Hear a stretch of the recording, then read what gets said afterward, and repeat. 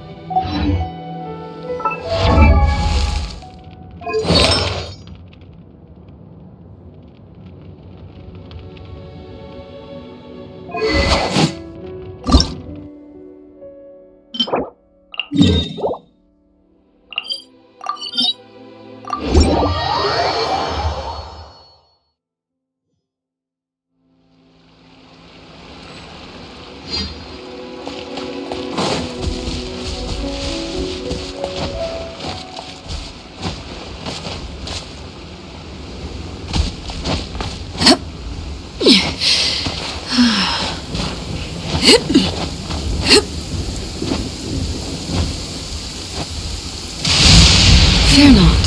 What's a little thunder when even lightning wouldn't dare strike our path?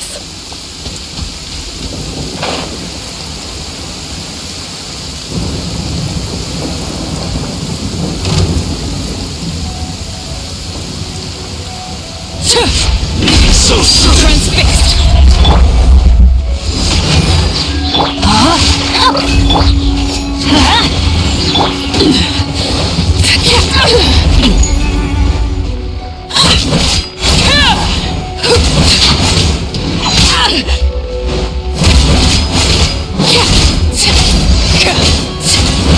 Overruled. No escape. You can't run from death.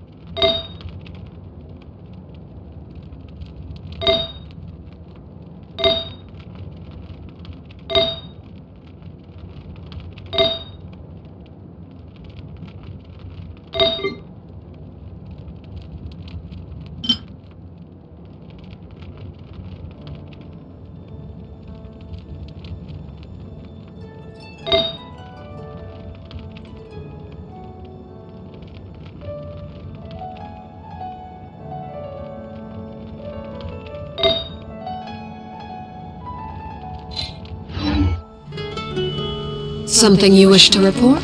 Go on. You have my undivided attention.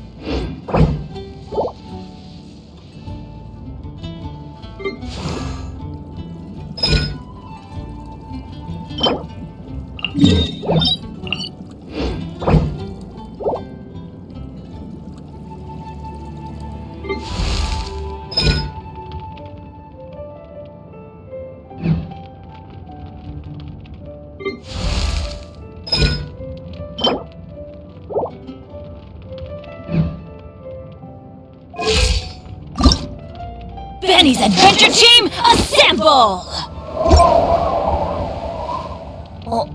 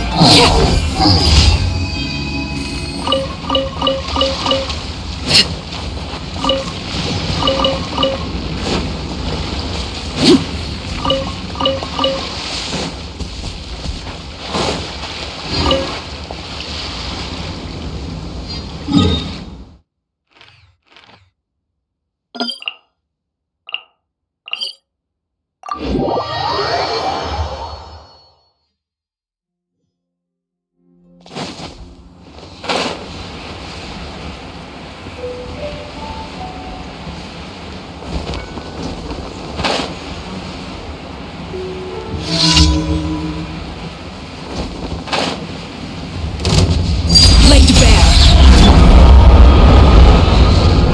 To ashes! Let me weave you a verse. Everybody stand!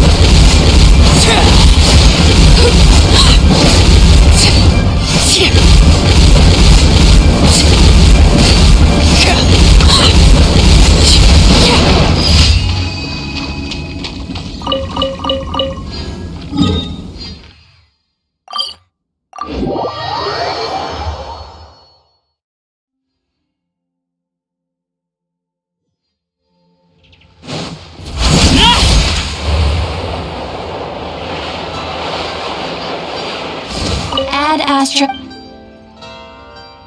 Thank you for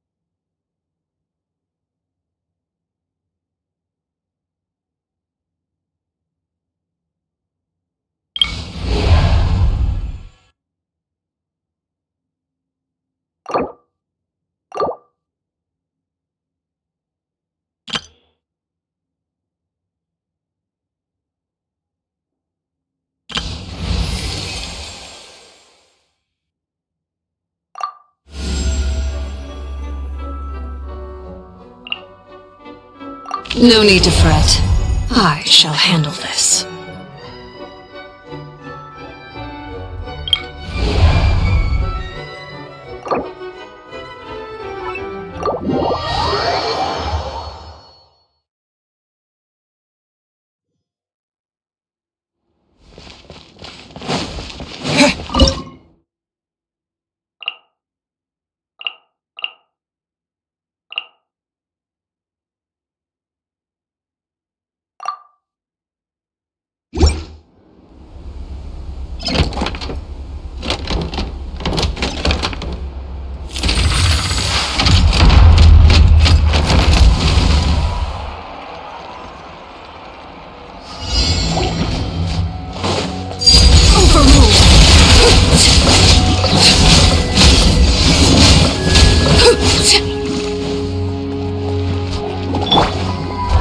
Decided by destiny!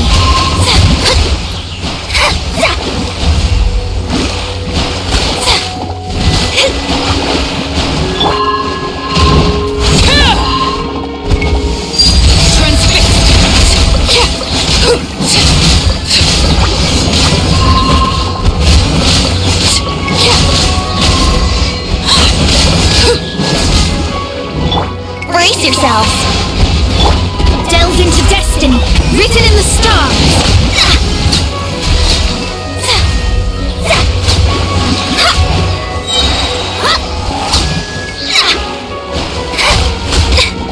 Shadows of fate!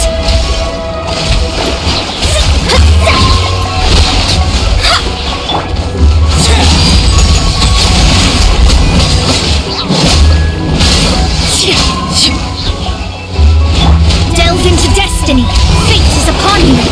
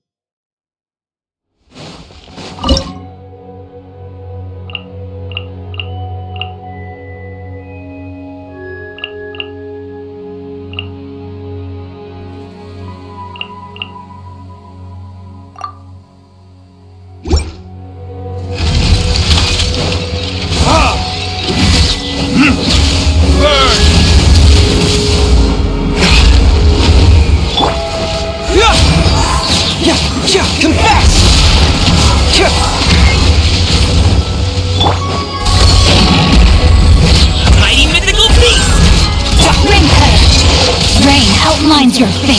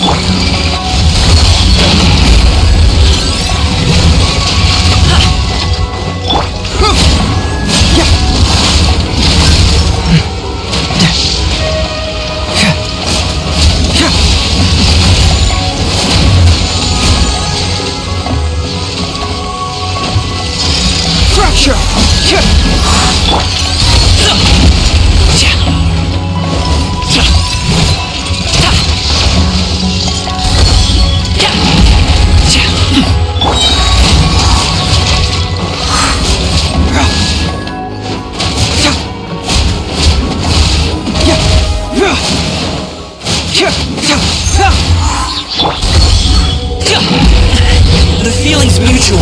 Up to it, Manta! Confess!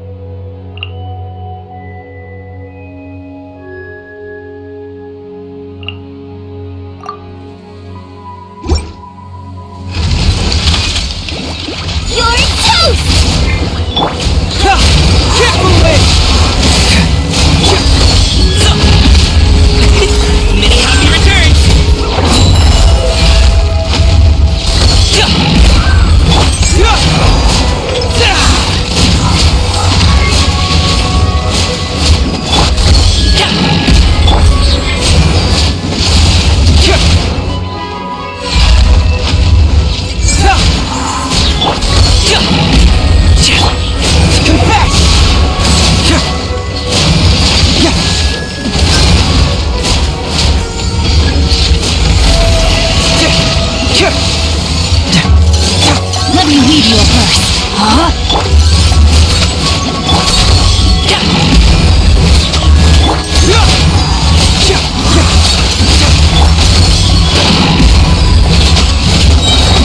Up to it, Manzai!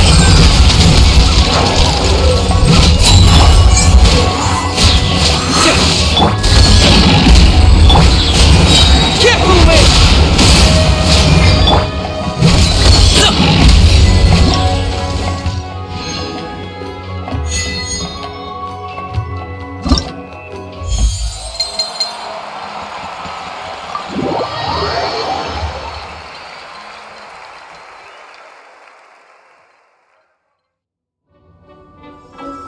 Bravo! Bravo!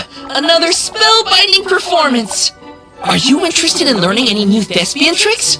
By which I mean dashing and elegant poses. In fact, what would you say to a friendly exchange? I'll teach you some thespian tricks in return for toy medals from the treasure chests. Friendship is a wonderful thing, isn't it? Ah, just the word itself gives me a warm, fuzzy feeling in my heart and my stomach. Yep, gotta love friendship.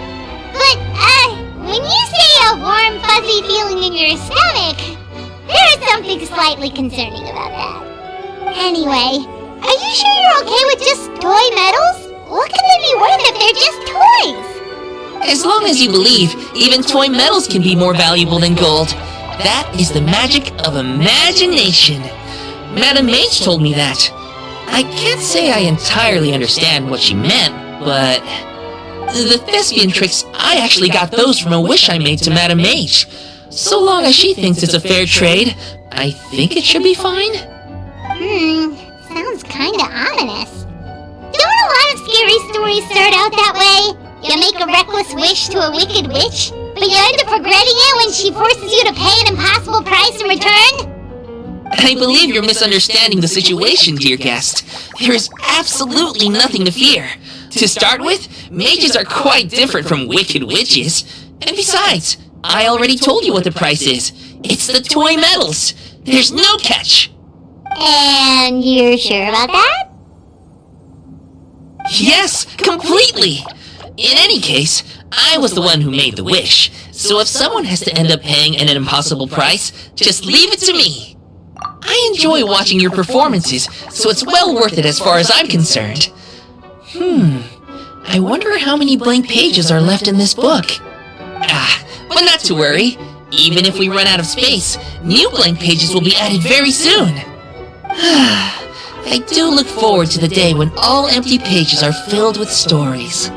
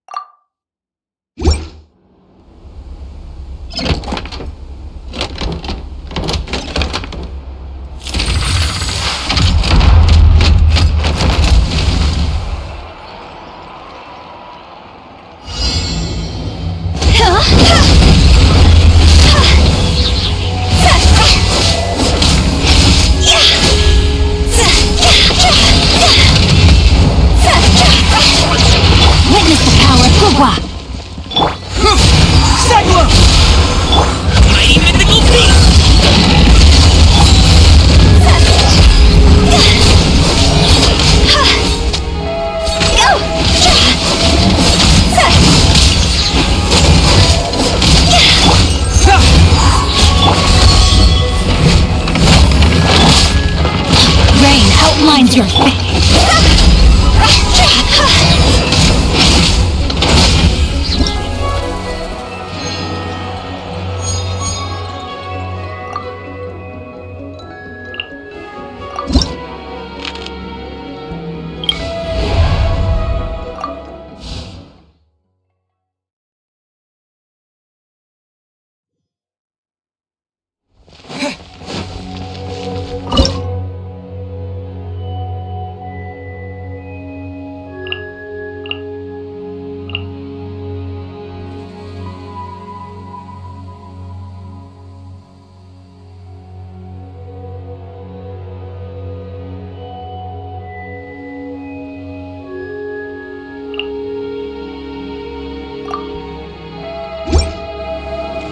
get down to business.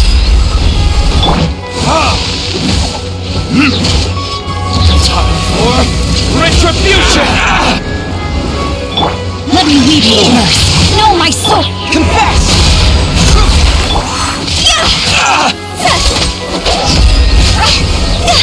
Another problem. You can't run! Well,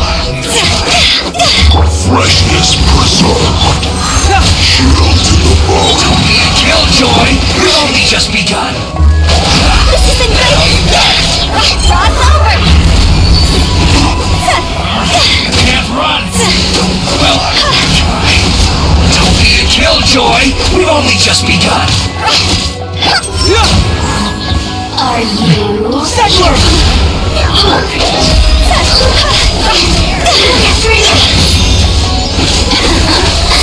Let me amuse myself a little. Really? Over here! You don't... Blink! Rain outlines your fate. Fire, fire, hands on fire! Win it!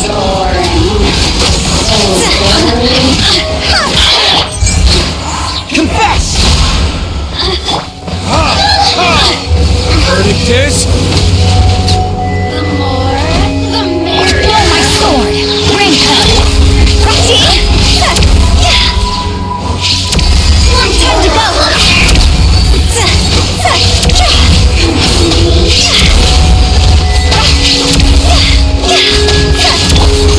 Can't believe!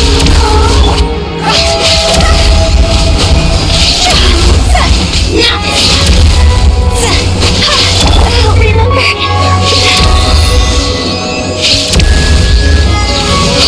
Retribution!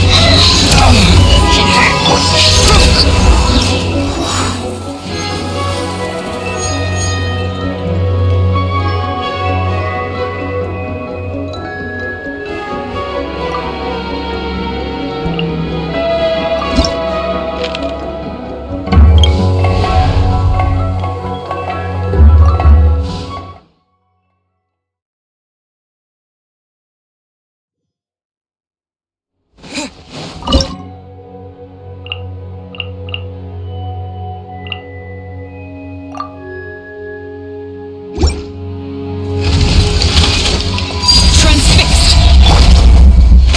Time for takeoff. Fate is upon you.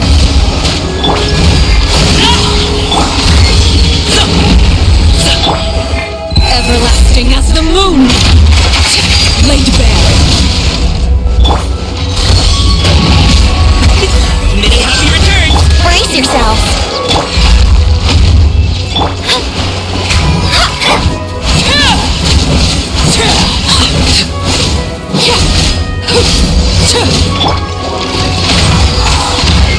Helma, let me scribe.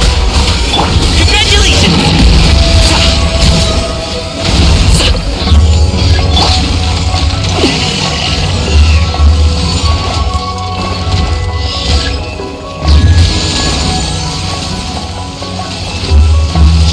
Transfixed!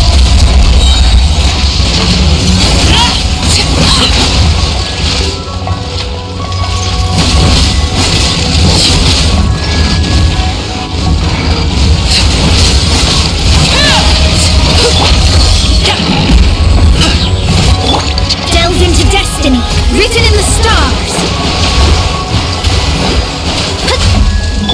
Let's play. Think you can get away? Laid bare.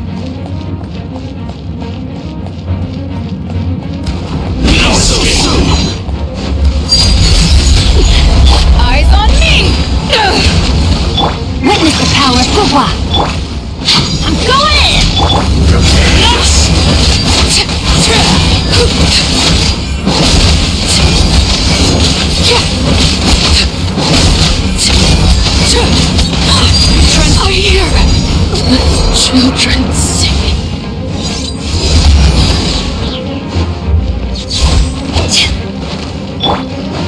Rain outlines your fate. Off we go!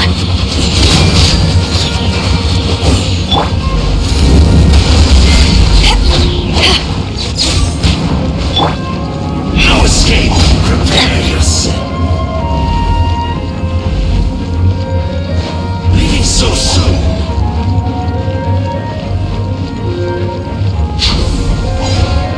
I am outplayed.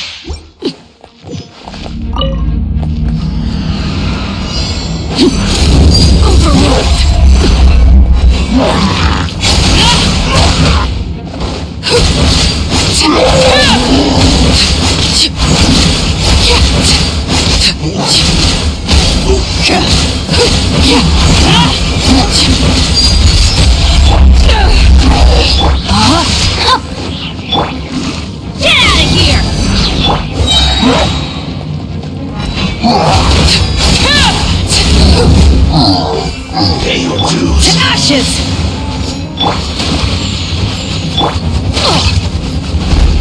Teamwork is dreamwork! Protect yourself.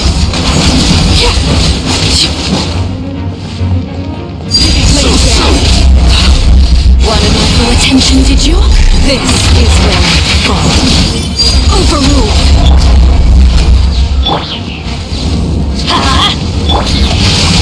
Time to act. So soon. Go on.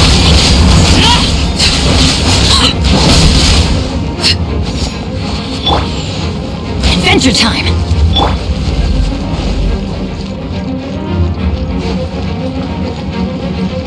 Prepare yourself. No escape. Body and mind. No escape. Rain outlines your fate. Dream cutter. Soon. I'm going in! Witness my rise. Transfixed. So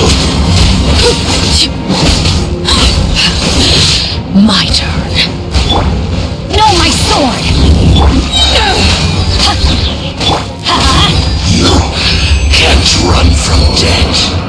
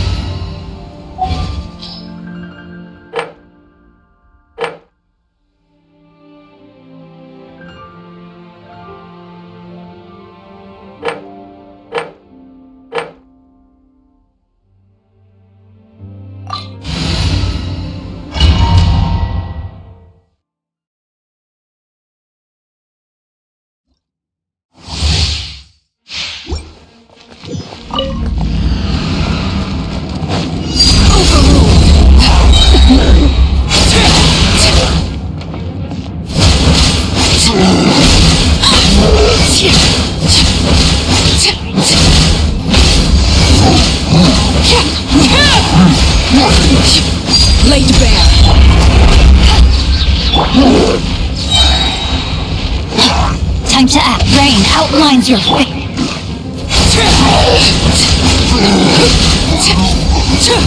Pay your dues. Body and mind.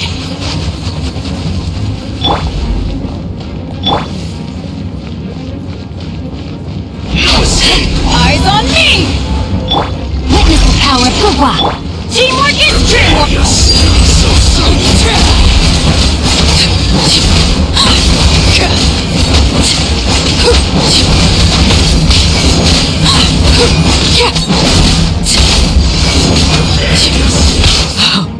Wanted my full attention, did you? Everlasting as the moon, transfixed, laid bare. No, my sword! No escape!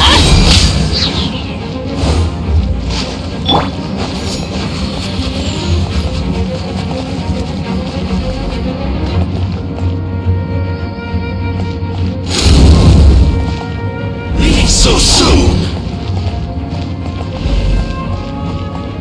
No escape!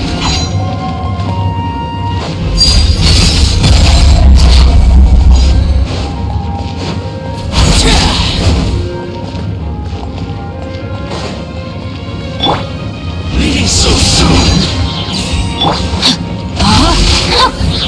Prepare yourself!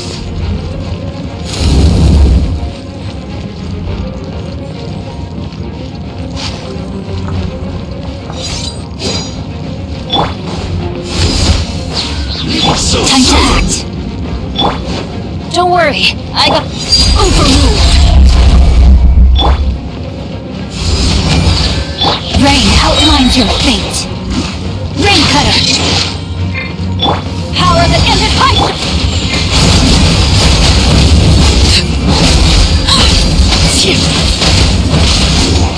Can't run from death!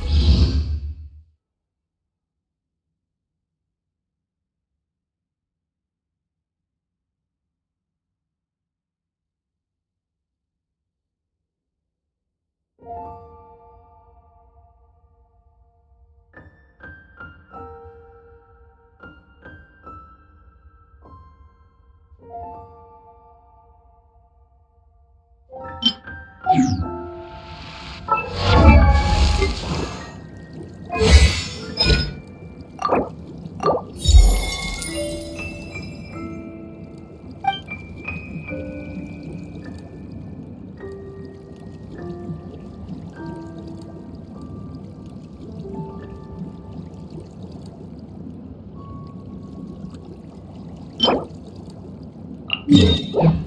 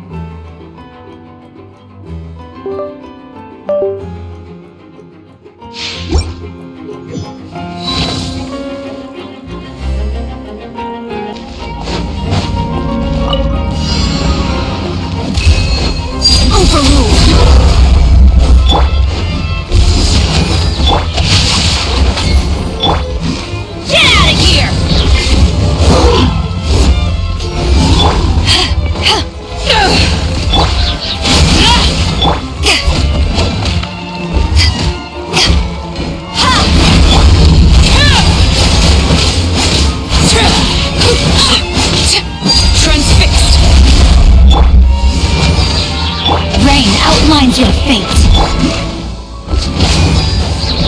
Adventure time.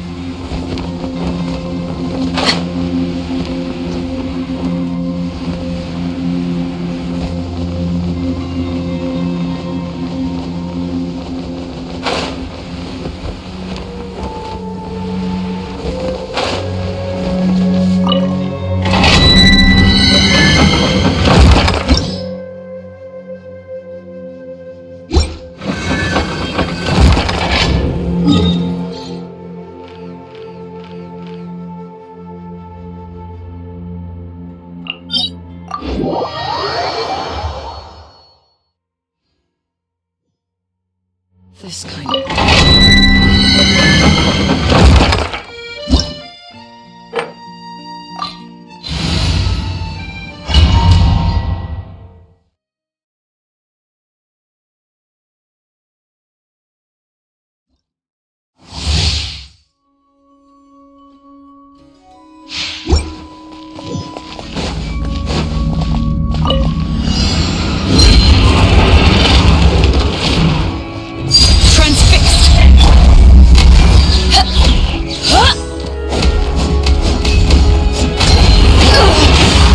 Not bad.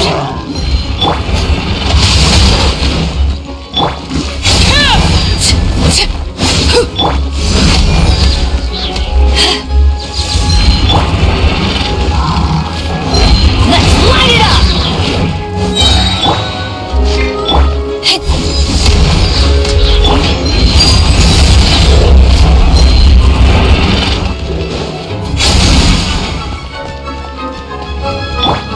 No, my sword!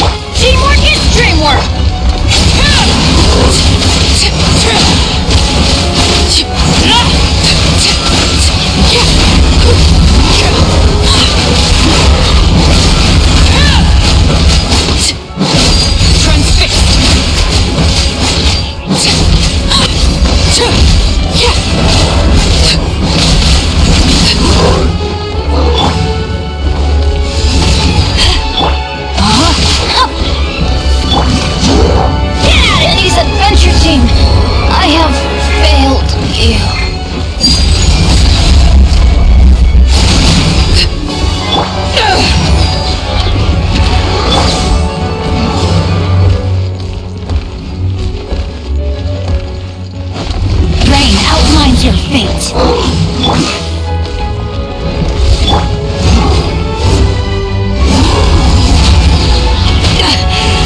I never...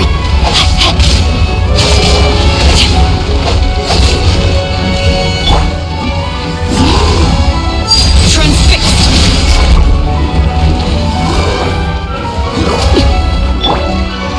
No, my sword! Men for...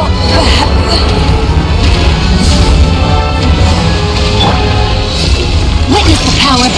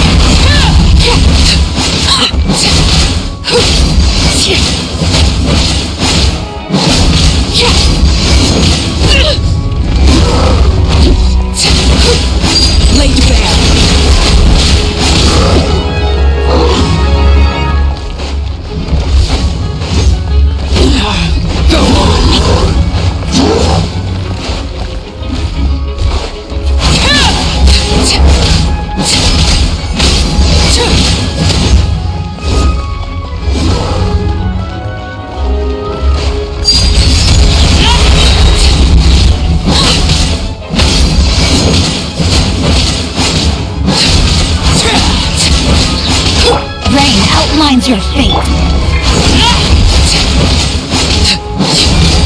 Transfixed!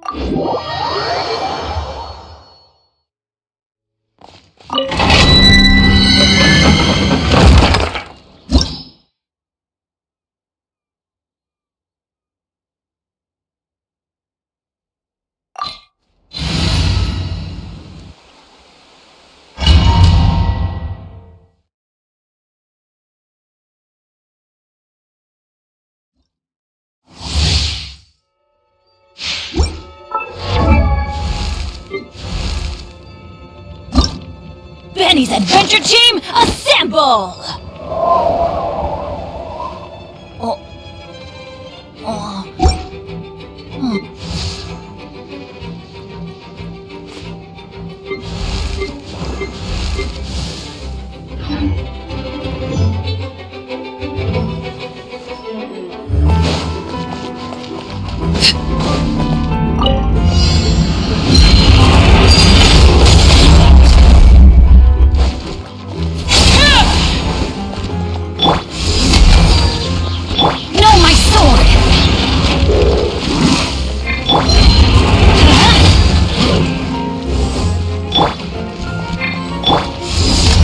Time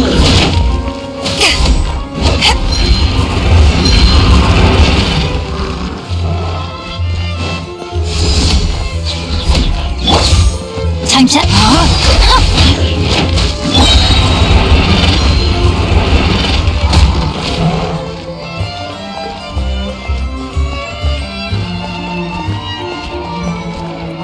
Laid bare.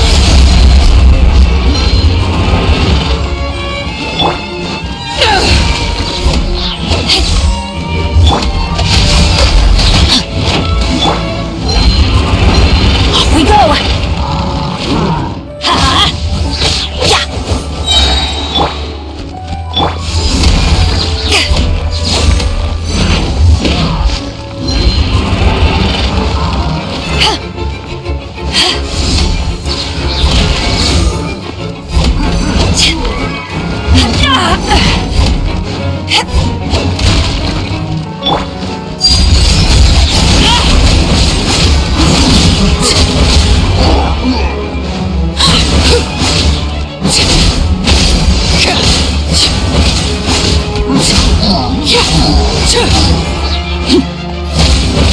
Transfixed. No, my sword!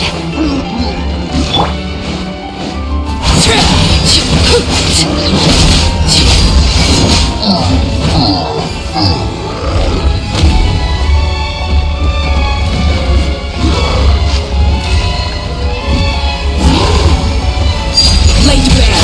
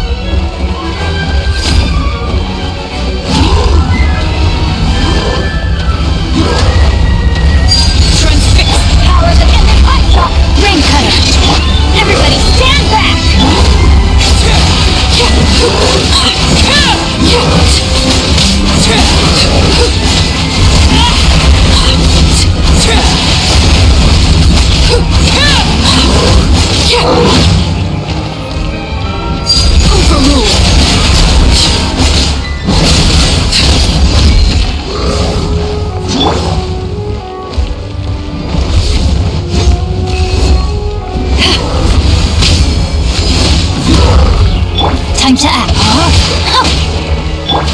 Let's light it up!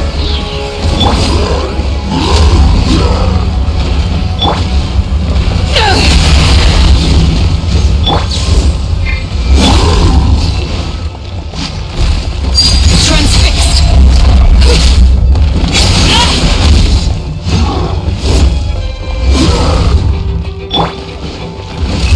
No, my sword!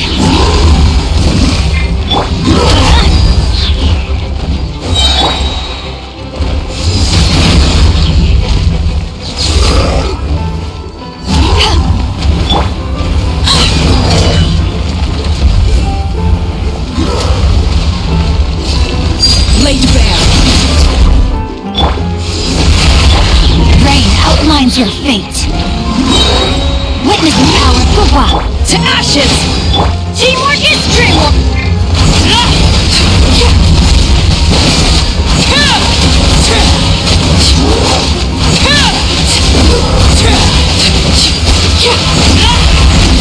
Transfixed.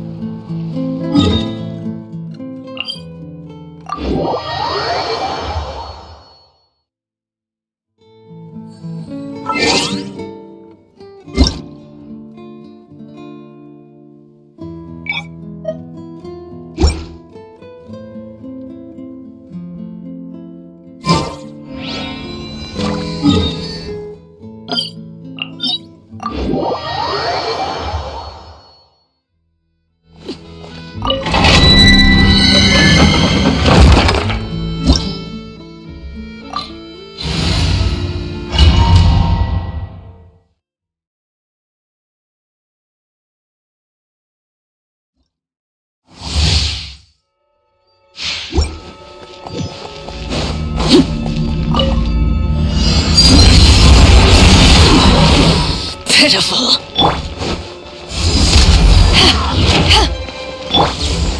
No, my sword! Get out of here!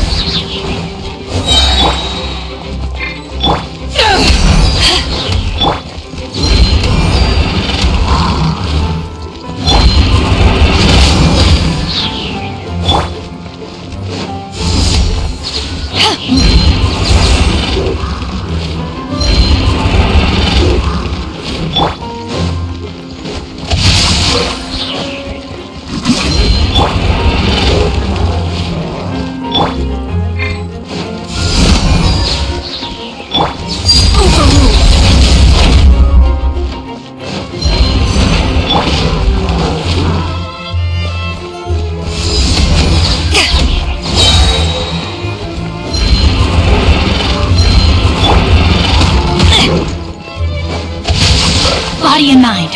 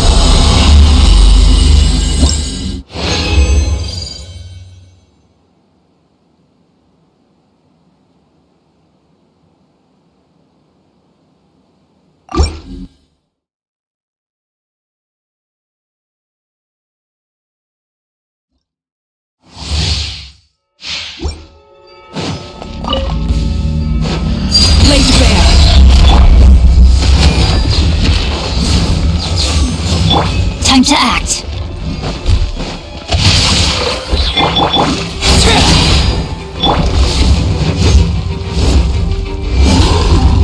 Off we go! Let's light it up!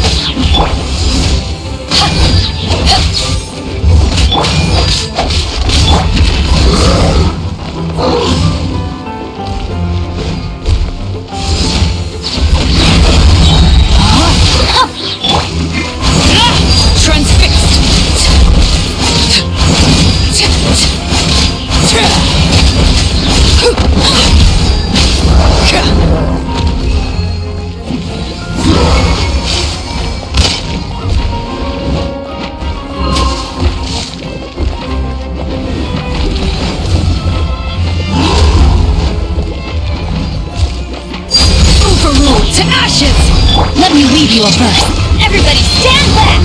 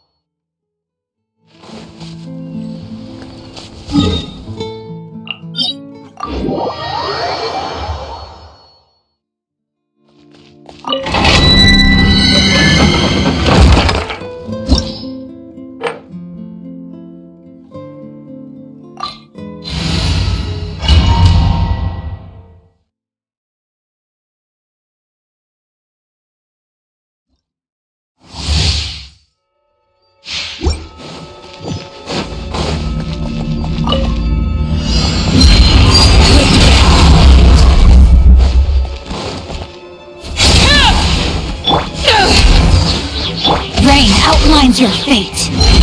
Adventure time! Off we go! Get out of here!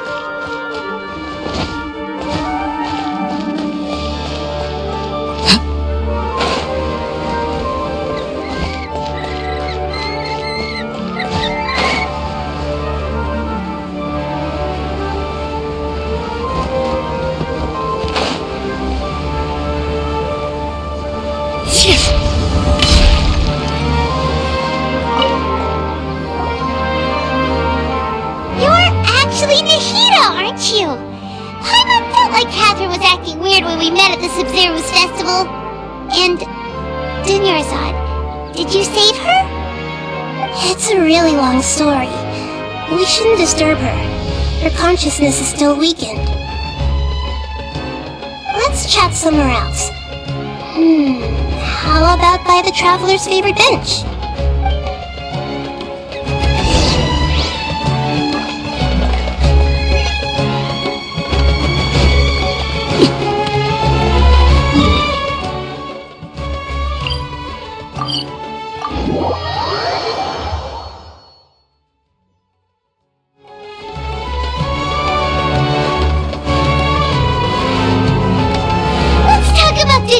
First.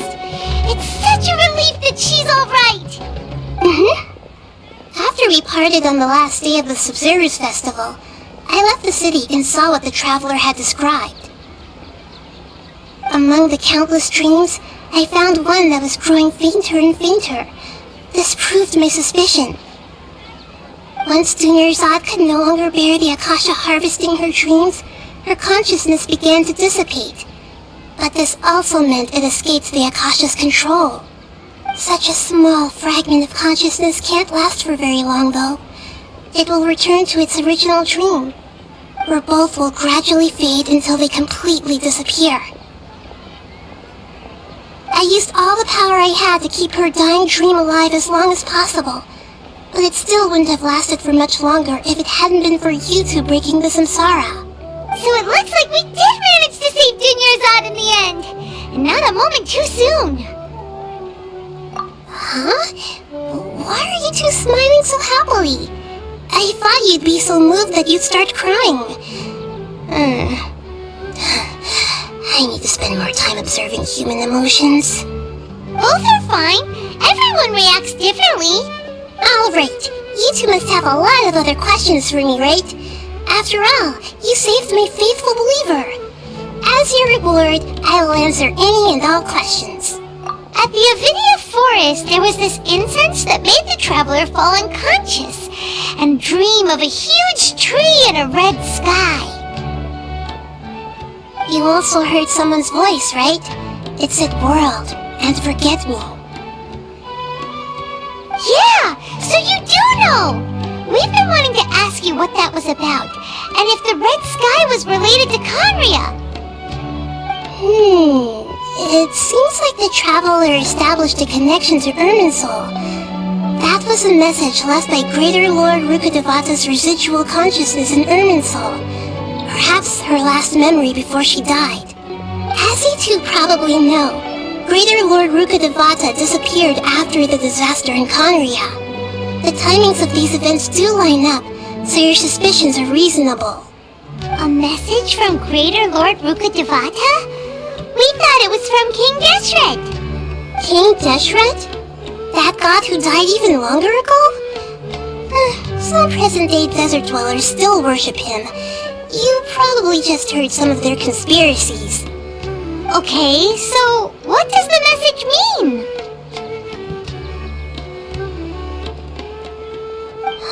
I still haven't managed to decipher it. Even the Akasha isn't currently capable of doing that. Greater Lord Rukkhadevata's residual consciousness in Irminsul seems to be contaminated with something that has a very dangerous aura to it. Many devoted scholars go mad as soon as they connect their consciousness. I've warned the academia about this many times, but people still keep falling victim to it. But I believe this is the key to saving Irminsul. That's why I've kept trying to decipher it. So the tree in the vision was Irminsul? Oh, Tainari also said that Irminsul is sick! Is it because of the contaminated consciousness? But even if you can't figure out what that vision was all about, it seems like our search for you was all in vain. The traveler wasn't affected after coming in contact with that consciousness. I've never seen anyone like that. With you here, we may have a chance at deciphering it. No, we must decipher its secrets. I've already eliminated all other factors that might affect Irminsul. This is the only one left. This puzzle has life and death at stake. It could determine Irminsul's fate, as well as Teyvat's. To be accurate, I'm using the Akasha as a medium to occupy Catherine's consciousness. How did you do that? Poor Catherine. Does this mean you can also occupy other people's consciousnesses? Theoretically, I can enter anyone's mind as long as they're wearing their Akasha terminal. The Akasha is the legacy of Greater Lord Rukkhadevata. As Lesser Lord Kusanali and the first Akasha terminal, my consciousness has always been linked to the Akasha. I've always respected my people's free will, so I've never actually occupied their consciousness. When necessary, I just borrow this bionic Snezhnayan puppet. Hold on. Did we just learn some deep dark secret? So Catherine is... No wonder Paimon felt something was off about her. What about your own body? Why do you need to borrow other people's? Don't you live in the sanctuary of Surasthana? That story begins a long time ago. After Greater Lord Rukkhadevata disappeared, the sages found my newly born self and took me back to Sumeru. At that time, I was young and weak. The sages kept me in the sanctuary of Surasthana, ostensibly for the sake of protecting me. But I've hardly heard from them since. However, I do understand that they had hoped to find Greater Lord Rukkhadevata instead of me, a symbol of her passing.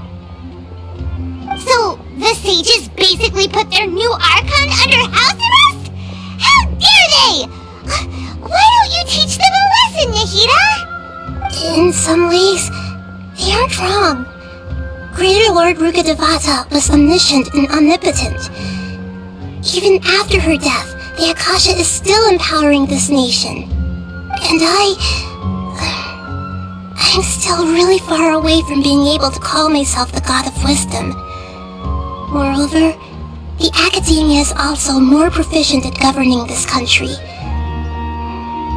My existence has little meaning. Yeah, you got a lot of believers. Just look at the Sub-Zero's festival.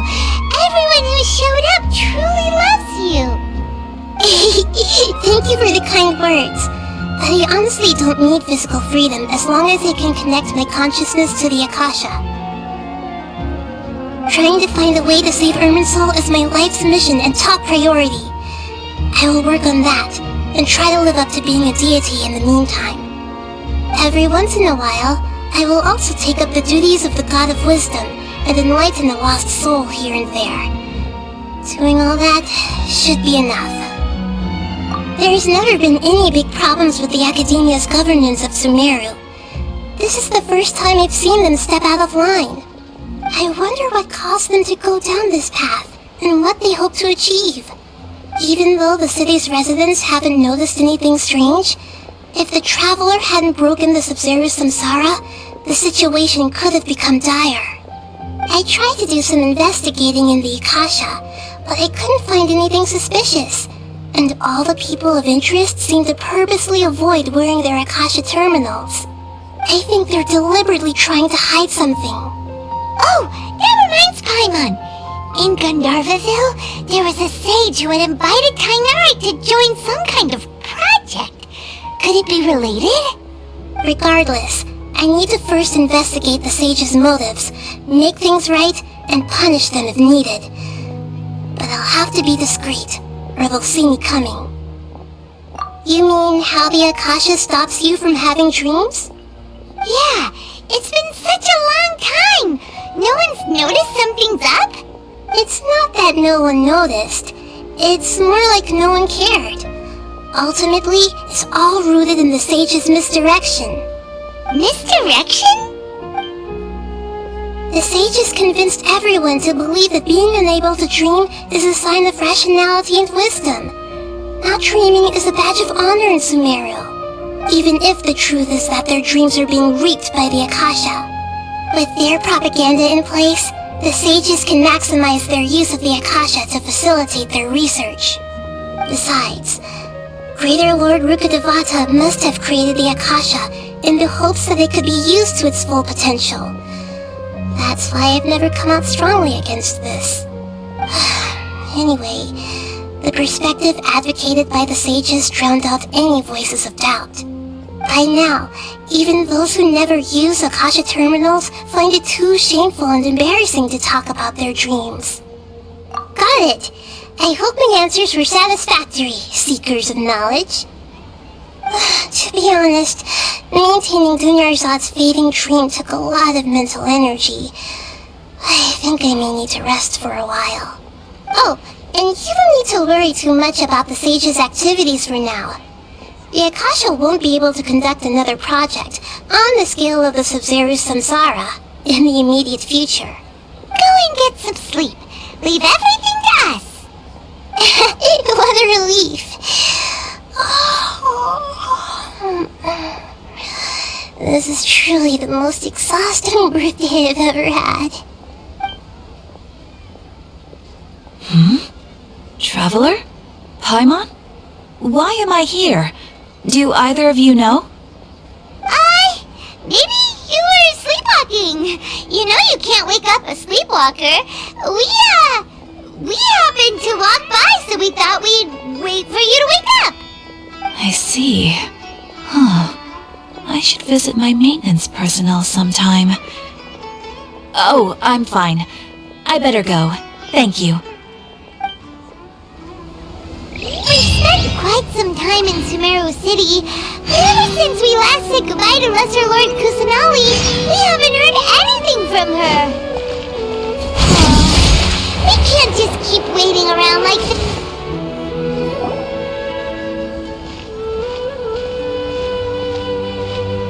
Ad Astra Avisask. We meet again, you two. Hi, Catherine! Do you have any commissions for us today?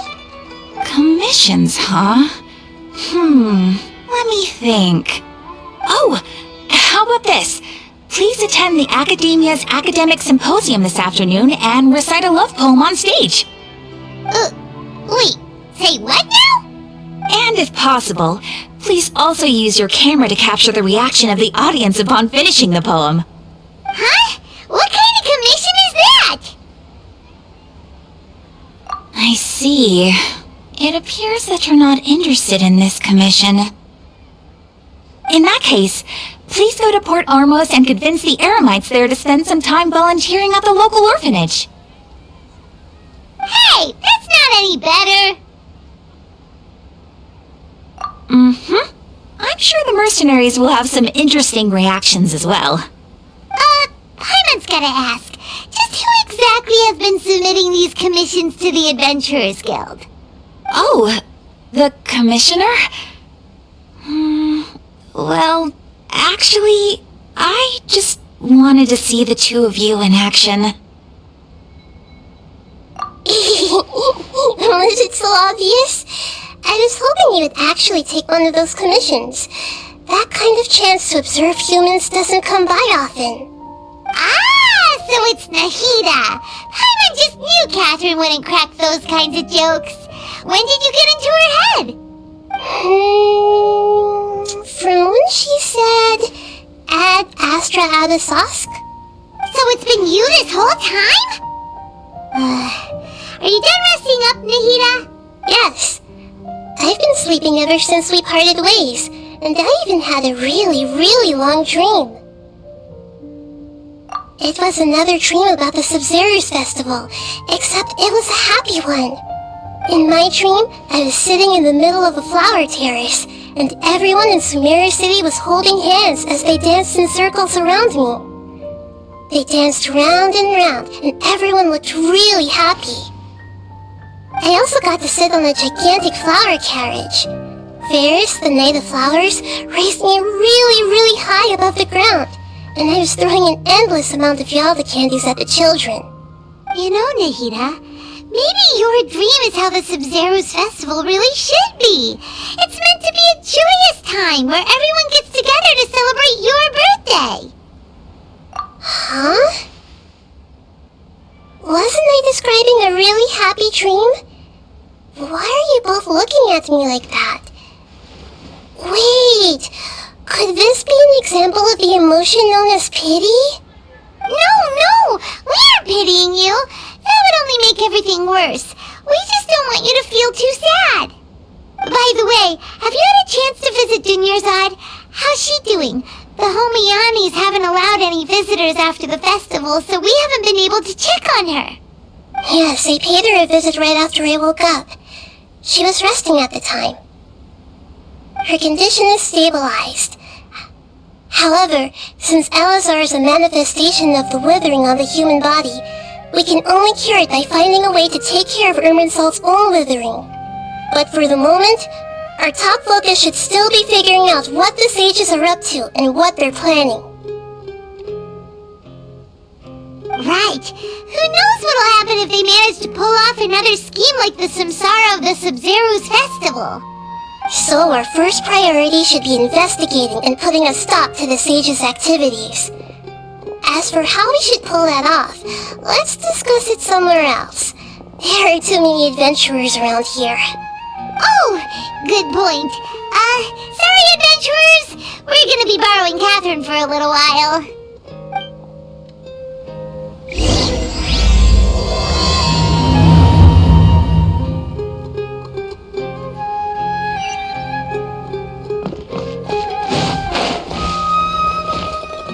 Let's continue our chat here. Okay, so do you have any ideas on how we can investigate the sages, Nahida?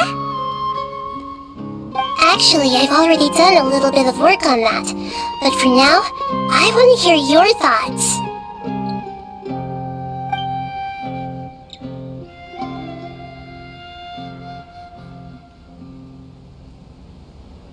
No way, that's too risky. You mean it'd be too easy to get caught? No, it's not that. We shouldn't involve innocent students in this. A single mistake could completely ruin their lives. Doing that would be ignoring the safety of my people for my own selfish goals. How is that any different from what the sages are doing? That's a good point. Spoken like the god of Sumeru.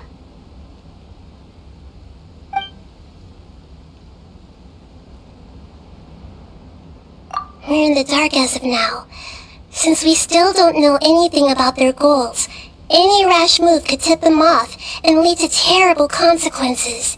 After all, every person in Sumeru City is one of their hostages. I've already tried that, but all the key members of the Academia, even the core 30 guards, intentionally avoid wearing their Akasha terminals. It seems that from the very beginning, they've been guarding against info leaks from the Akasha. Of course, it could also be because they're wary of me. Have you already caught the sage's attention? I'm guessing not yet, but distrusting me would make perfect sense if they've ever paid attention to the urban legends about me. In any case, I probably can't take over their minds directly. Are we really out of ideas?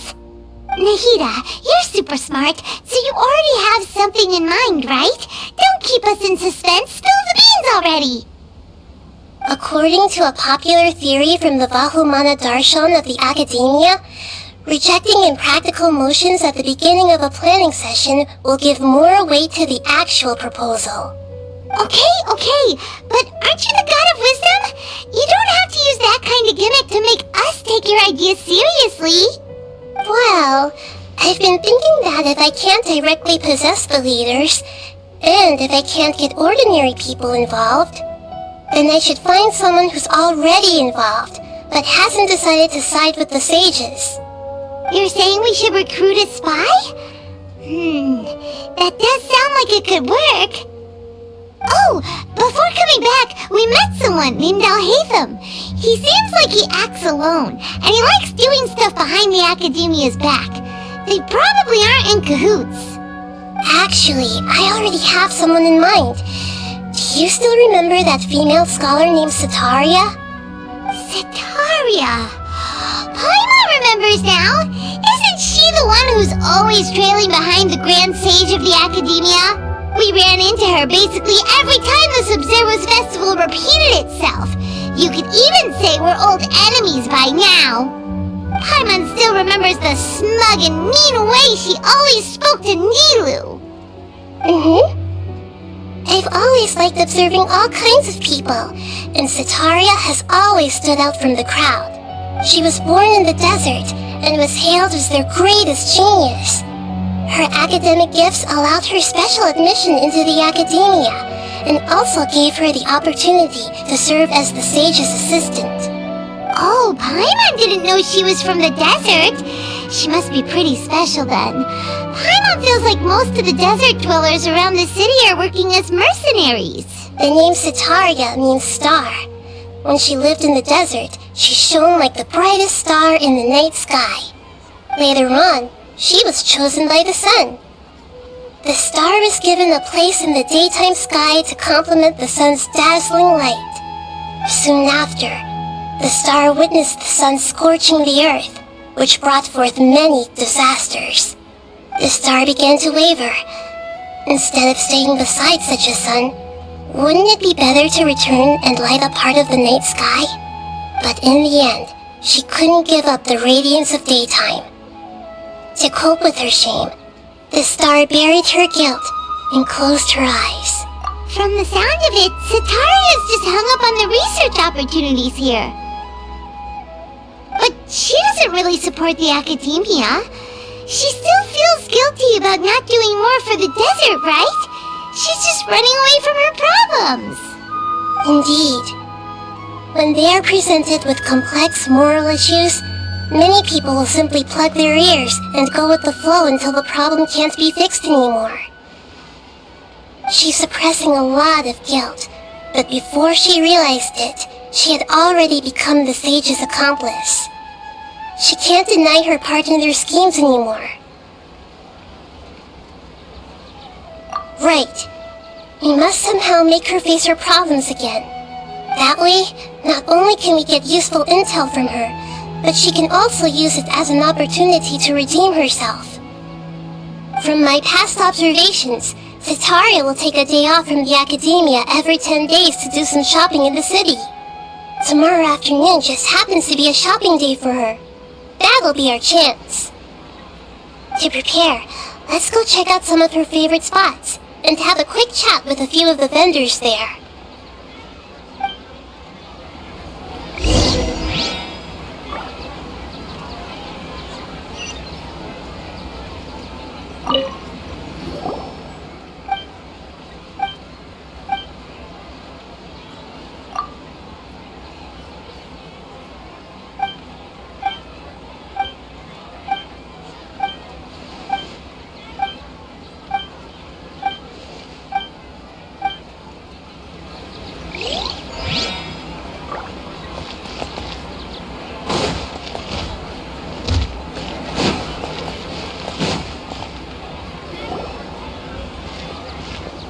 This should be Setaria's favorite fortune-telling spot.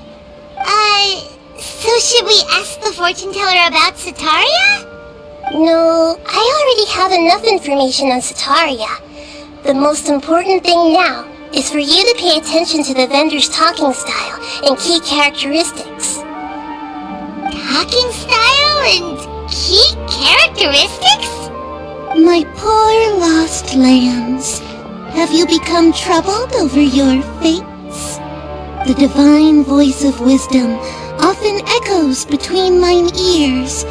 If thou be blessed today by the gods, I may be able to show you the way. Huh? Really? Nahida, you've been whispering things to her? Shh!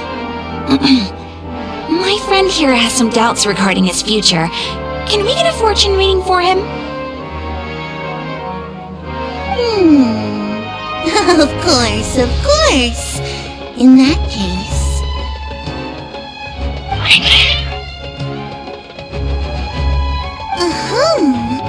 It would seem that Harut and Marut are quite wary of you. Perhaps, at some time in the past, you have somehow offended the gods.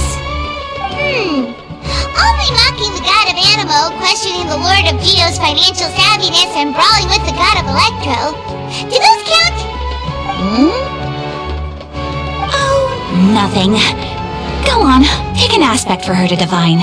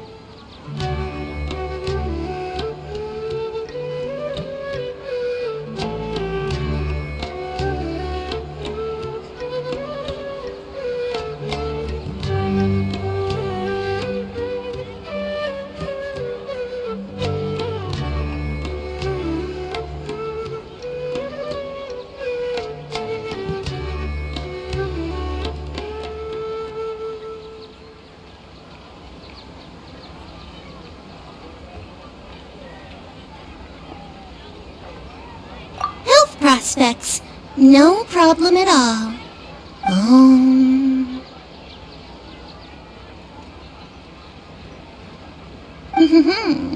The gods have spoken. The truth shall be revealed. Your life shall continue on for many tens of thousands of years? Impossible. Harut, Marut, did you two spoil my divination? I've never read a fortune so absurd. Actually, Paimon thinks this is probably the most accurate fortune-telling you've ever done. I I admit that the orientation of today's celestial matrix is, suboptimal. As such, there will be no charge. Is that so? Well, that can't be helped. If you were to bring some food offerings for Heart and Mart on your next visit, perhaps they could help you reverse the wheels of fate.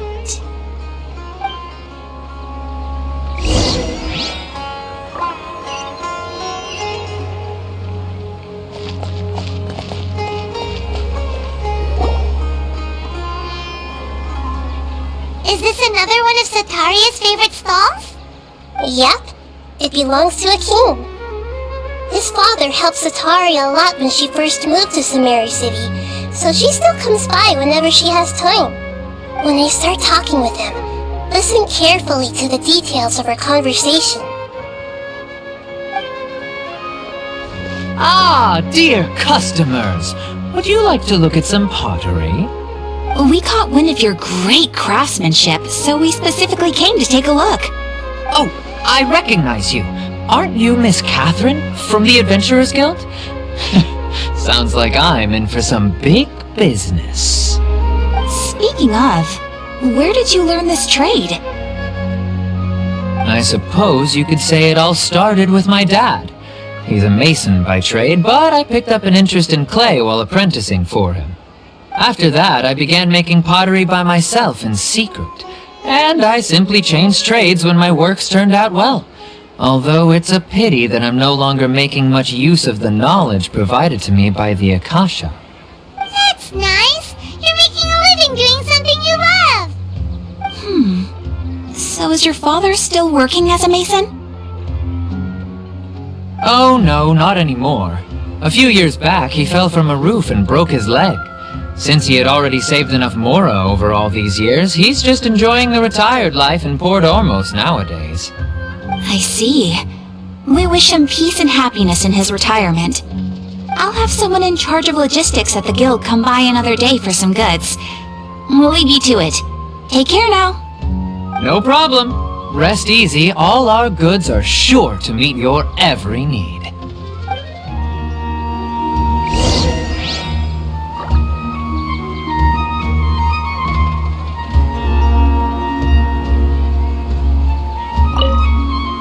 That was my first time talking with Miss Catherine. I'm sure I sounded a bit nervous.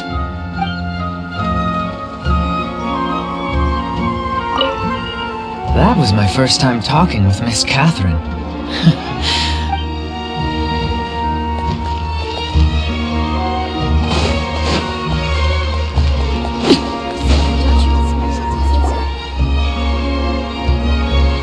This should be our final stop. Sataria is always thinking of this restaurant when she's working at the academia, so she always comes by whenever she's out in the city. Nahida, you've really thought of everything! It's my duty to protect Samari's citizens, after all. Hi there. I feel like I've seen you down by the docks before. Huh? Sorry, I don't quite remember. If I recall, you were having a discussion with someone about shipbuilding at the time. Ah, that's right! I've always been really interested in feats of marine engineering. After all, I grew up in Liyue Harbor and spent my entire childhood staring at the ships going in and out of the port.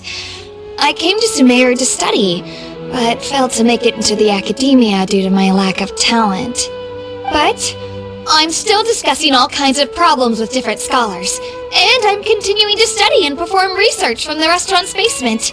I'm sure I'll get to the academia after their next round of exams. What an admirable spirit for learning! Amazing! Sure, but you'll find hardworking people wherever you go. So this restaurant has a basement as well? Huh. First I've heard of it. That's right. It's not usually open to patrons. Most of the time, employees use it for breaks or to hold private events. I see. Guess that makes sense. Well, good luck with your studies, Miss Chishan. Thank you so much. As long as I can make it into the academia as an official student, I'll be happy.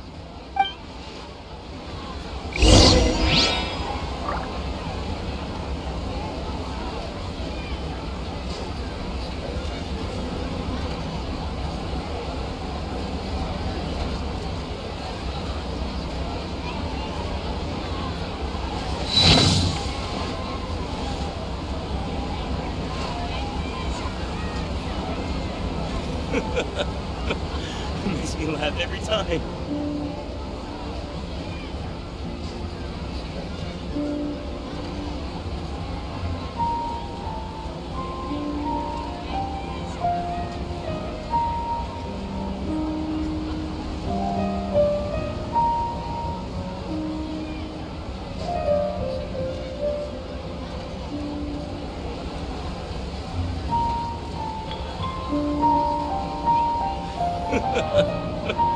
Makes me laugh every time.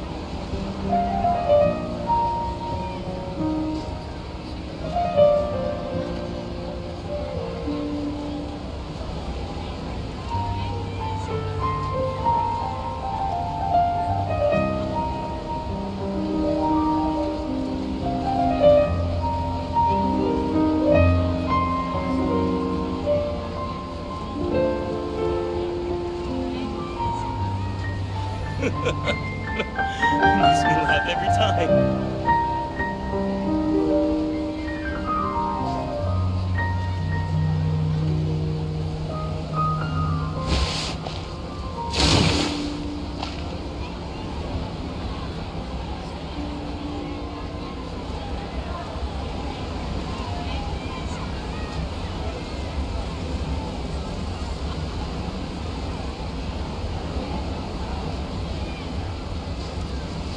Something you wish to report? Go on. You have my undivided attention.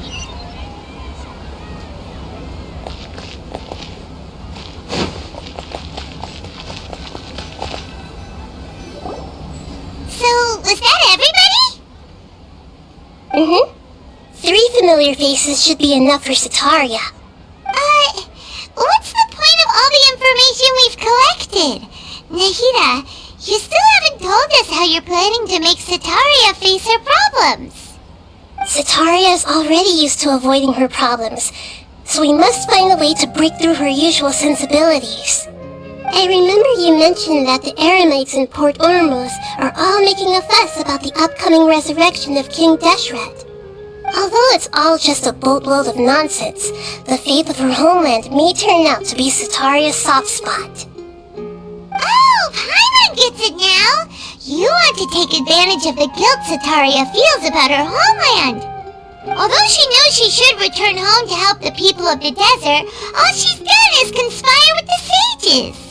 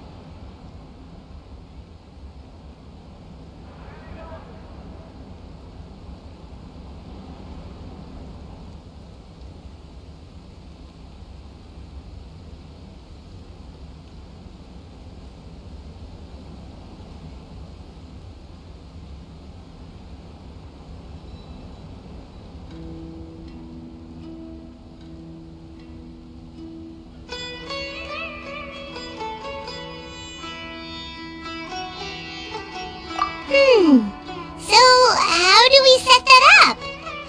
Well, King Deshret is long gone, and Cetaria is also too smart to fall for any simple tricks. If we simply engaged her under the guise of King Deshret's believers, she would definitely be wary of us, and we may not get anywhere. But if we were to borrow some of her close acquaintances to talk with her, her reaction would probably be very different. So, you mean you're going to possess those people we just talked to? Yep. Possess them through the Akasha. Imply they've already converted to the faith of King Deshret, and then convey our made-up will of King Deshret.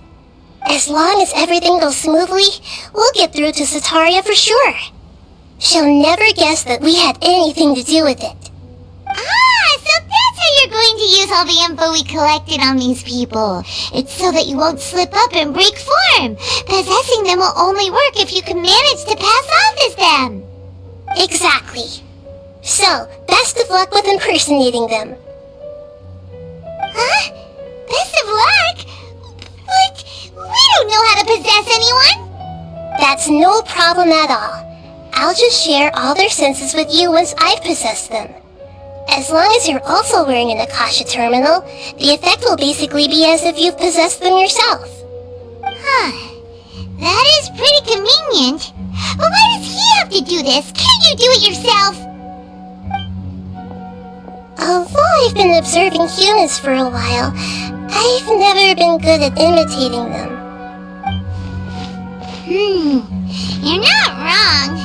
It's always been painfully obvious whenever you try to pass as Catherine.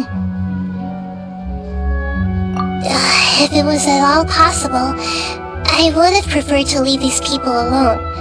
But seeing how things are now, I probably should just accept it and push on. Yeah, don't beat yourself up over it. We're only doing this to help everyone, and we'll only be borrowing them for a little while anyway. Alright, then let's give it a go tomorrow afternoon.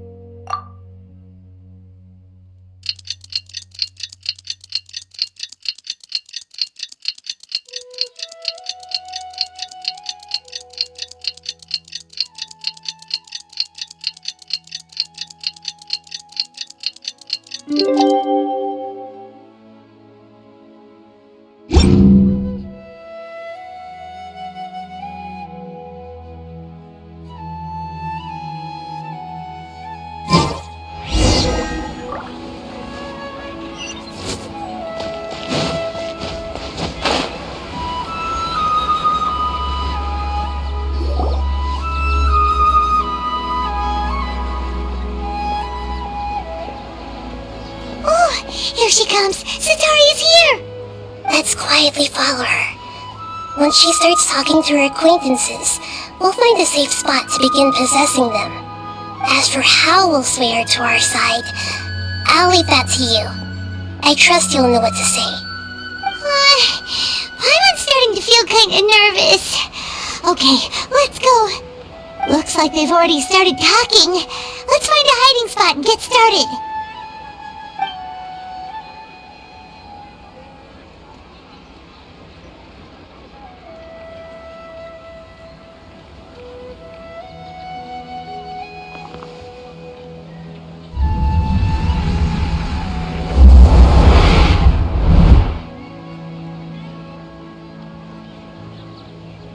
That's right. You really can't force anything when it comes to love. And besides, everyone around me has a very different background and outlook. Are you still listening to me, Nabia? Oh, of course I'm listening. You were talking about troubles with your love life, right? I heard everything you said. Okay then. You just seemed a little distracted for a moment there. strange. Your cats seem pretty worked up. Is something wrong? I always thought they were quiet, happy kitties. Oh, what are their names again? Are you sure? Those aren't ringing a bell for...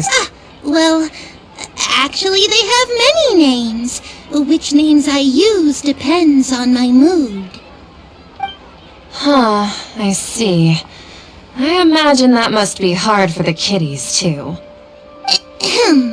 So, which fortune do you want me to read for you today? You must have come for another echo of the divine voice of wisdom. I'd like to get another reading on my love prospects, but to be perfectly honest with you, I feel like I've been a real mess recently. A mess?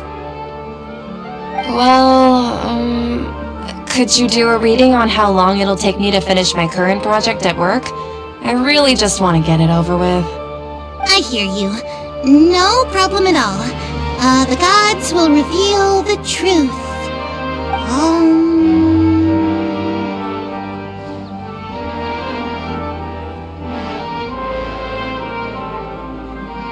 The gods are asking, Sitaria, why haven't you gone home?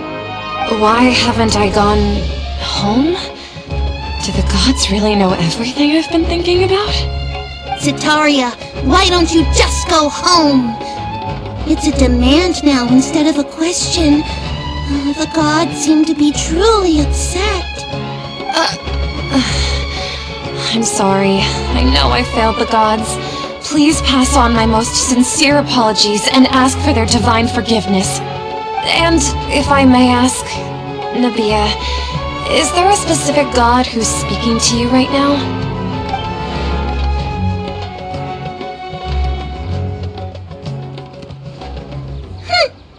What an inconsiderate and naive question. The god who is speaking to me is, of course, the wisest and mightiest of all, King Deshret. King Deshret? No wonder he would make such demand of me. Wait a second. King Deshret passed away a long time ago.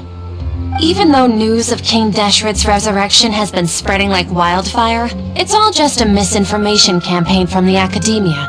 How can King Deshret still exist in real life? What insolence! I am King Deshret's most loyal believer. Do you wish to refute his voice of wisdom?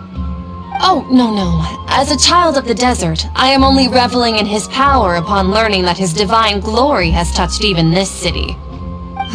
I will think very carefully about his demand of me. I'm sorry, I must go now. Wait!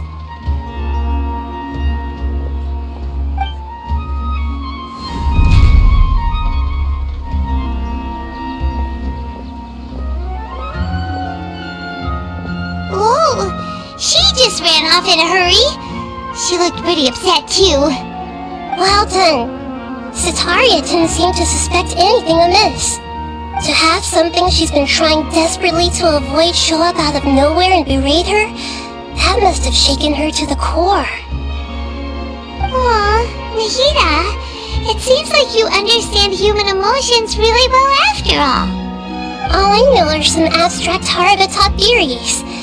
In any case, my time with you has shown a lot of them to be utterly useless.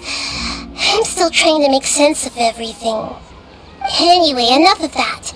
Let's hurry and catch up to Sitaria. He's out of cubes now, right on cue. Let's get ready to possess him right away!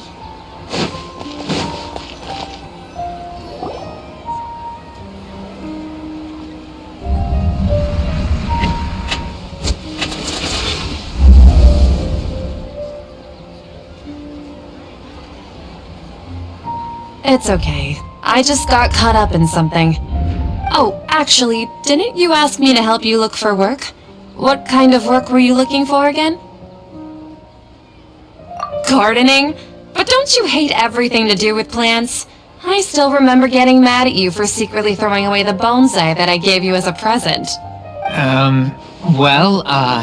You see, a friend told me that the secret to self-improvement is to work on things you're not so good at. Fair enough. I didn't think that was something you would consider. Speaking of, how's he doing? Is he feeling any better? Oh, that's good to hear. I've been thinking a lot about him. If I could get some more time off, I'd love to pay him a visit. Actually, while we're talking about him, is he still living in Port Ormos? Yeah, he's been retired there for a while. If you could find the time, please write him a letter. Let him know that recently, faith in King Deshret has taken root in Port Ormos and has begun to spread across Sumeru. He has a quick temper and has always been a devout follower of the Dendro Archon. I don't want him to get into a fight with those King Deshret believers because of a difference in beliefs. Oh? So, who are you siding with in all of this? The Academia or King Deshret?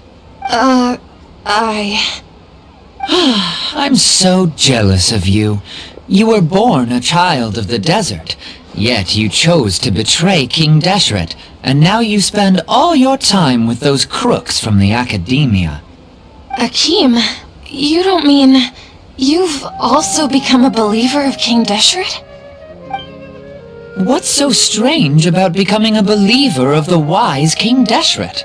In fact, aren't you the strange one? The one who still can't pick a side? Can't pick a side? Me? Whoa! Paimon had no idea you'd be so good at this!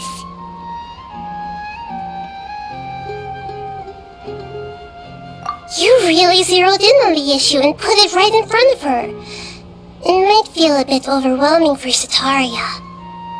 But once everything is over, I'll be sure to pay her a visit to her mind and explain everything. Anyway, let's keep going.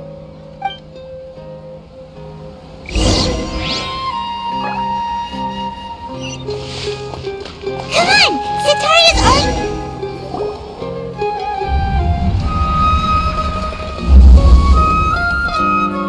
So, Shishan, have you noticed anything weird in the city lately? Like, as if someone was trying to preach to you about something? Oh, right. Speaking of strange things, I celebrated the Sub-Zerus festival so many times that I lost count. That was really weird. Wait, how could you be aware of that? That should be impossible. Nothing in the report indicated anything like that. Are you still failing to realize that the Academia's lowly tricks could never deceive all of Sumeru's citizens? Shishan, don't tell me that you've converted to King Deshret as well! What an absurd question. You make it sound like I should be ashamed for becoming a believer of King Deshret. In reality, shouldn't you be the one who is ashamed? You, who worked side by side with the Academia, and treated people as nothing more than experimental subjects? Please, please stop! Even now, Setaria's still trying to run from her problems. She can no longer justify everything to herself. Hey, she's trying to talk to the guards! What should we do? This is the most important part of all. Quick, get ready.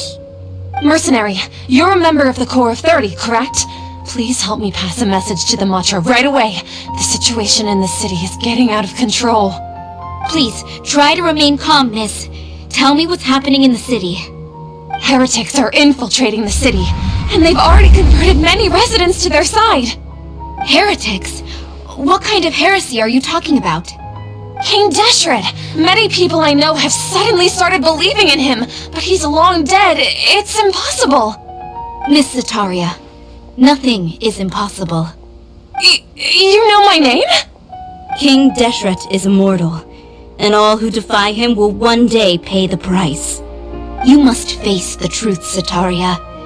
You tread a treacherous path, and the longer you ignore it, the tighter the Academia's grasp on you will become, and the deeper you will be ensnared.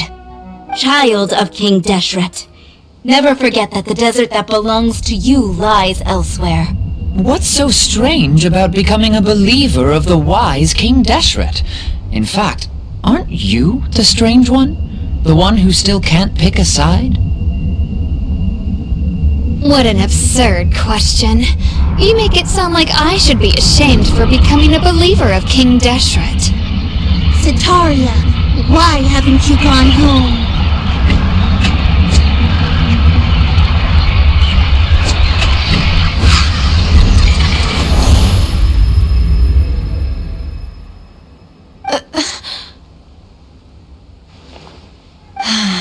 It seems that no matter where I run, I only keep finding more believers of King Deshret.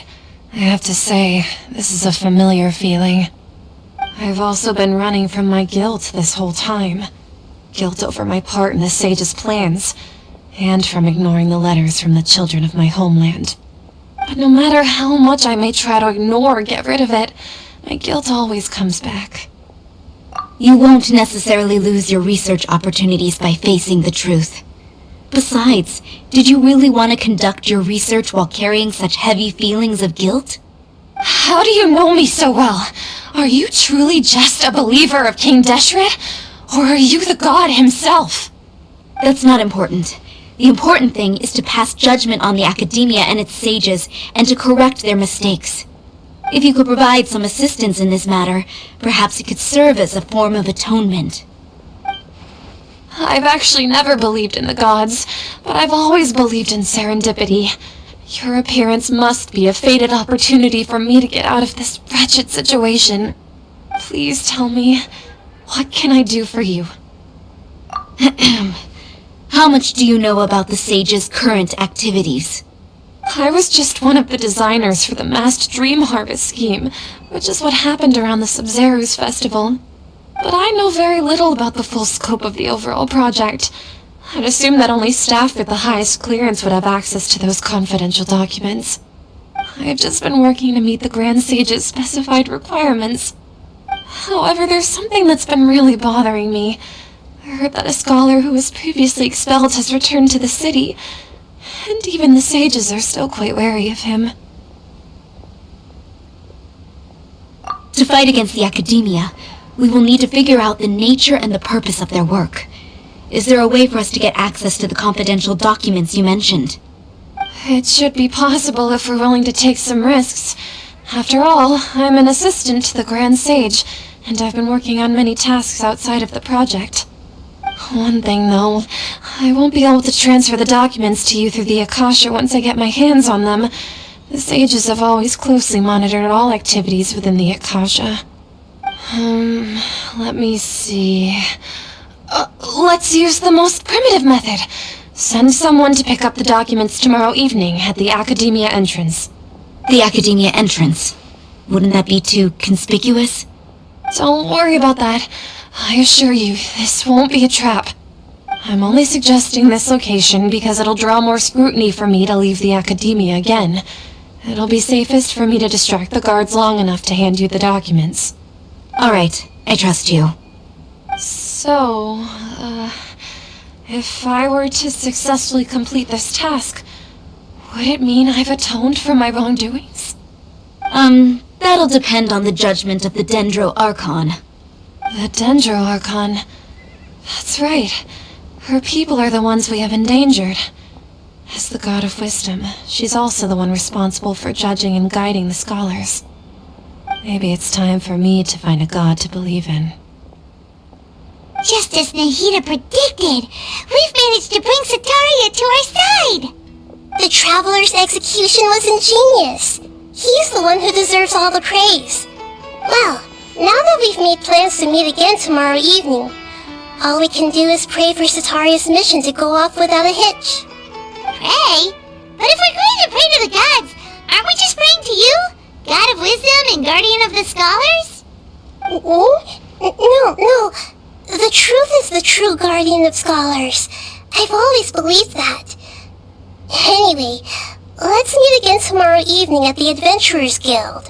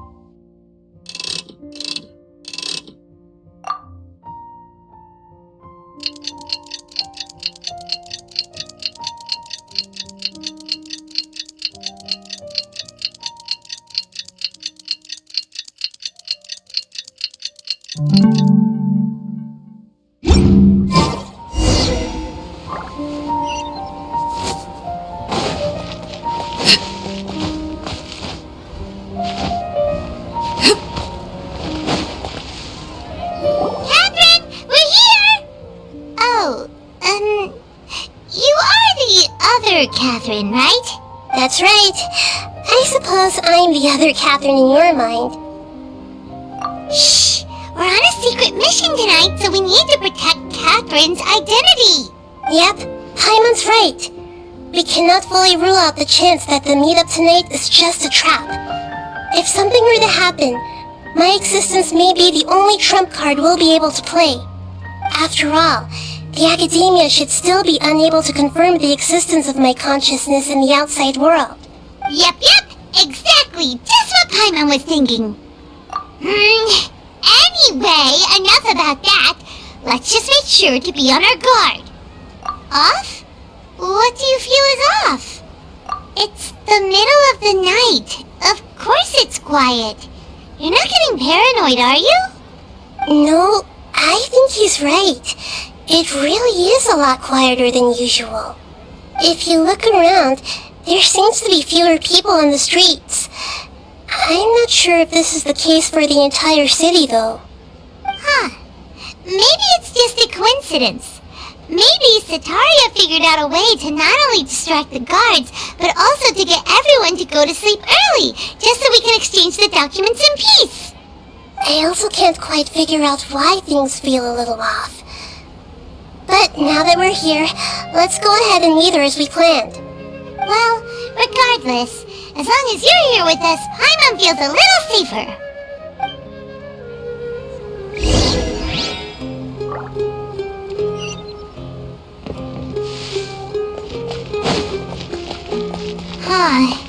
There really aren't many people out right now.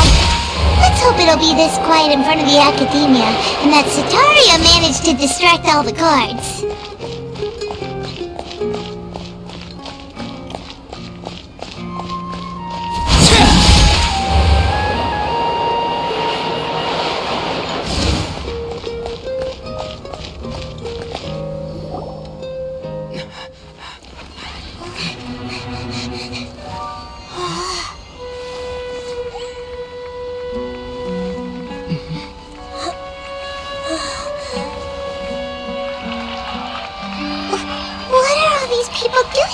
This hour of the night.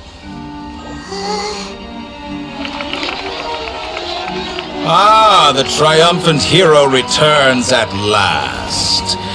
And to a rather spectacular welcome, even if I do say so myself. You're the outcast, expelled from the Academia. Indeed I am. Although these days they tend to call me the Doctor.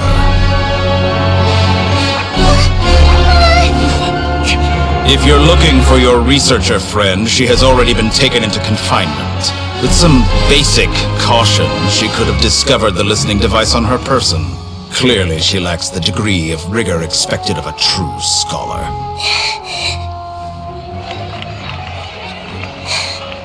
The people of Sumeru City! What have you done to them? I simply made some minor adjustments to their Akasha terminals. Now they can deposit information directly into the subconscious.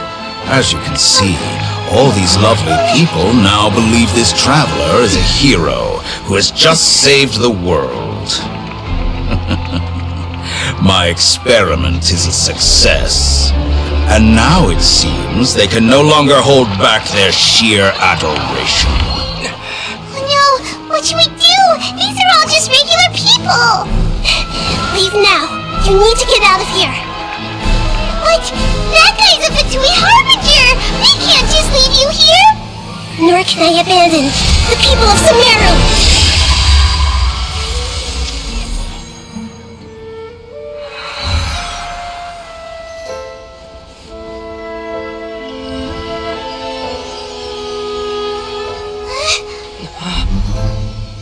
Don't worry. We'll meet again outside of the city.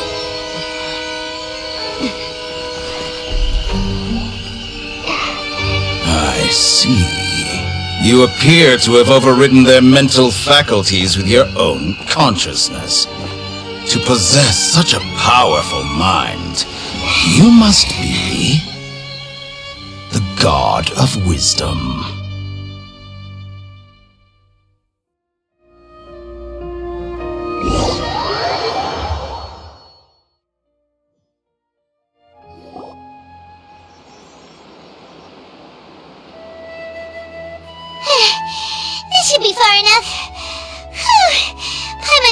catch your breath first. Is Nahida going to be okay? We only made it out because of her. Paimon wasn't counting on running into a new Harbinger here, let alone such a high-ranking one. That guy was number 2. So scary. He called himself the Doctor.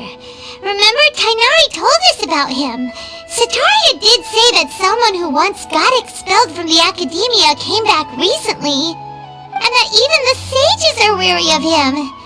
Yep, sounds like she must have been talking about the Doctor.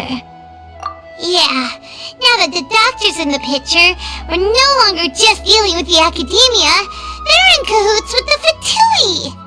But what are the Fatui after this time?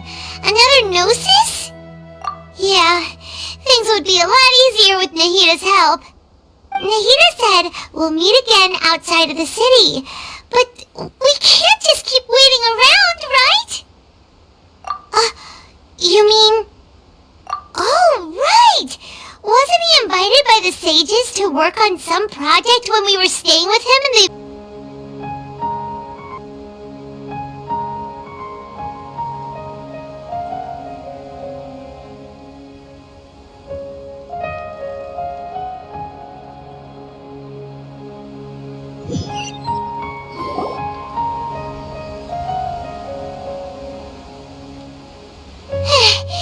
This should be... is Nahida going to be okay?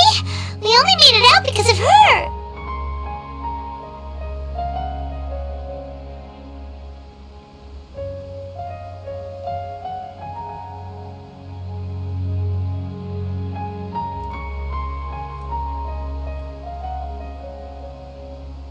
Paimon wasn't... and that even the sages are wary of him. Yeah, but... What are the Yeah, Nahida said we'll meet again. You mean... Oh, right. Even though he turned, there's no time to...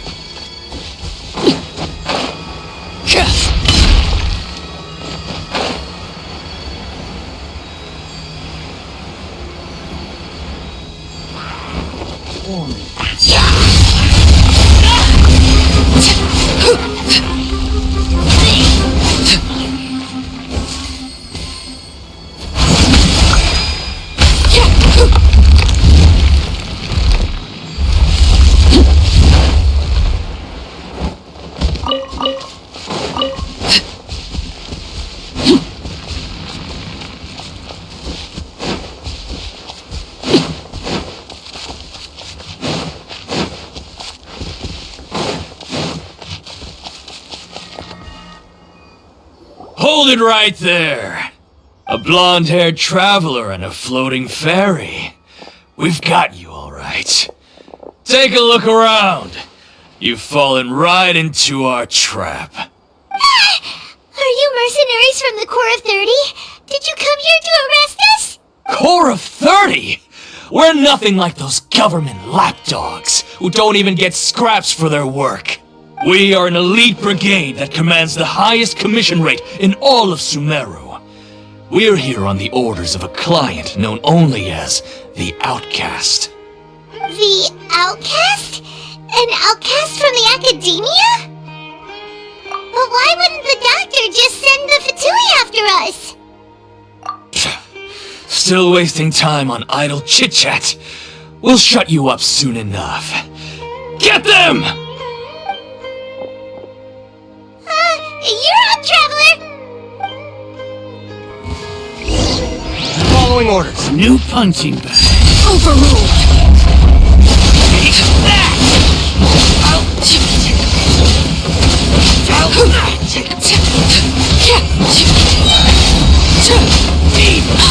Close enough. New punching bag.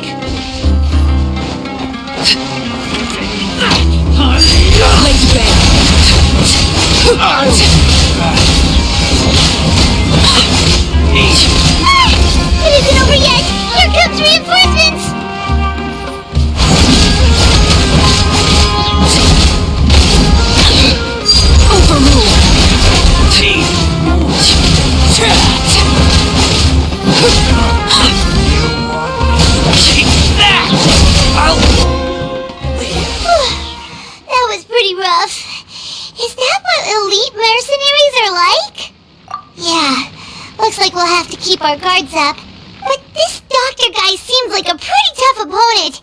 He knew exactly where to set up an ambush. Did he predict that we would try to find Tighnari? Going up against smart people is tough. Anyway, let's keep going.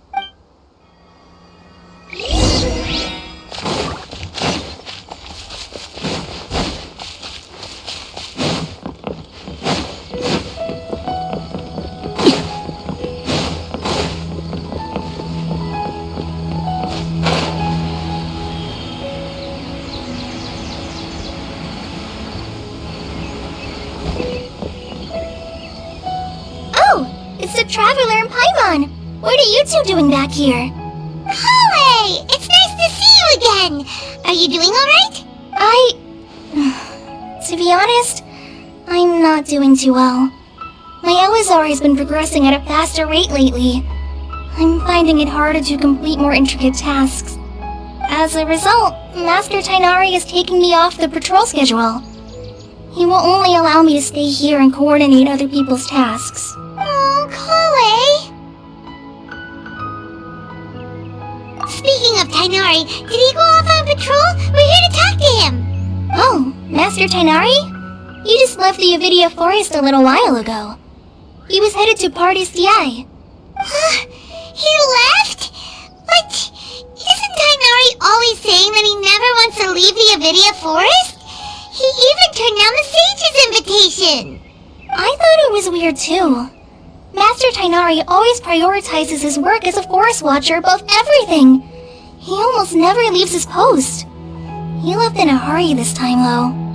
No, I only found out that he left through a message he left behind. He also made sure to delegate all his tasks using a schedule. To leave in such a hurry? I guess he had something urgent to take care of. Master Tighnari originally studied in the Amorta Darshan of the Academia, and Partis DI is something like the Amorta's research base. Many rare shrubs and grasses have been planted there for research. I know that before he became a Forest Watcher, Master Tighnari once spent a long time conducting research at Partis DI. A research base, huh? Gotta wonder what kind of research Tighnari just decided to work on all of a sudden. Oh, we don't have a lot of time, so let's go look for him at Party's DI. Don't worry, I'm fine. I'm used to living with Elizar by now. If you run into Master Tighnari, please send him my regards. Got it. Will do. See you later, Kale.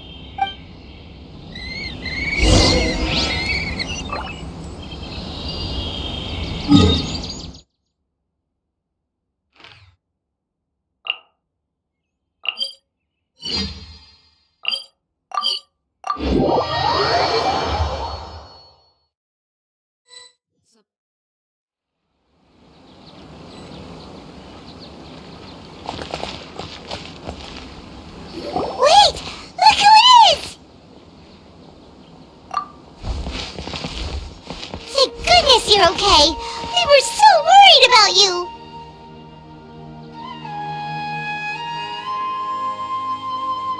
Hey, this was supposed to be a touching reunion, but you're ruining the moment. Actually, it's very smart of the Traveler to be wary of me right now. After all, the Doctor has shown that his technology can apparently even control human minds. Plus, it's not like you could have known what happened after we split up and I was facing the Doctor by myself. Even a pool of stagnant water after a torrential storm can occasionally pass as a patch of sky. Paimon feels like only the real Nahida could come up with such an obscure analogy. Huh? But I wasn't trying to win your trust or anything.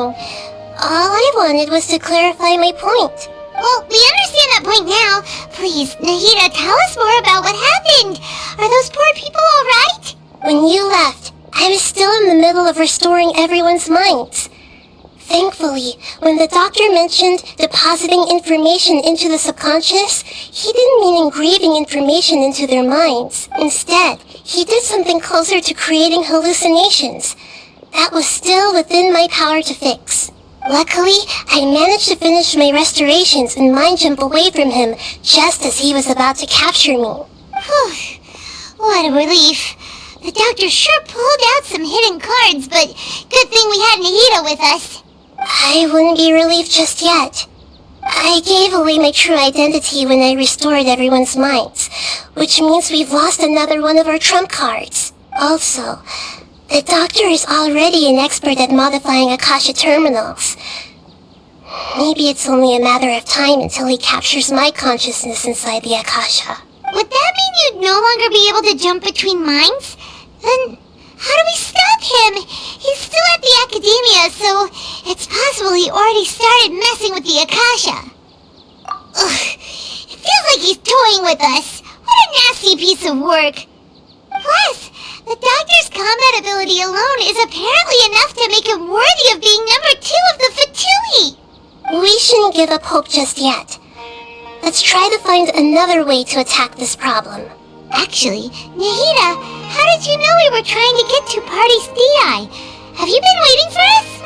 Yes, I have. I can see the traveler's elemental energy, so I deduced your destination by looking at the direction you were moving in. You didn't come here for sightseeing, right? Did you find any leads?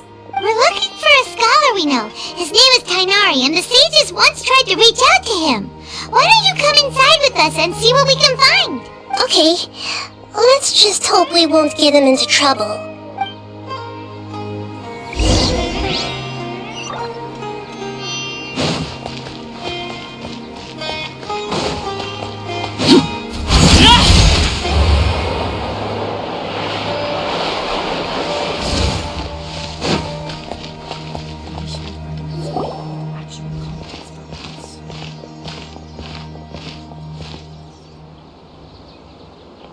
Traveler?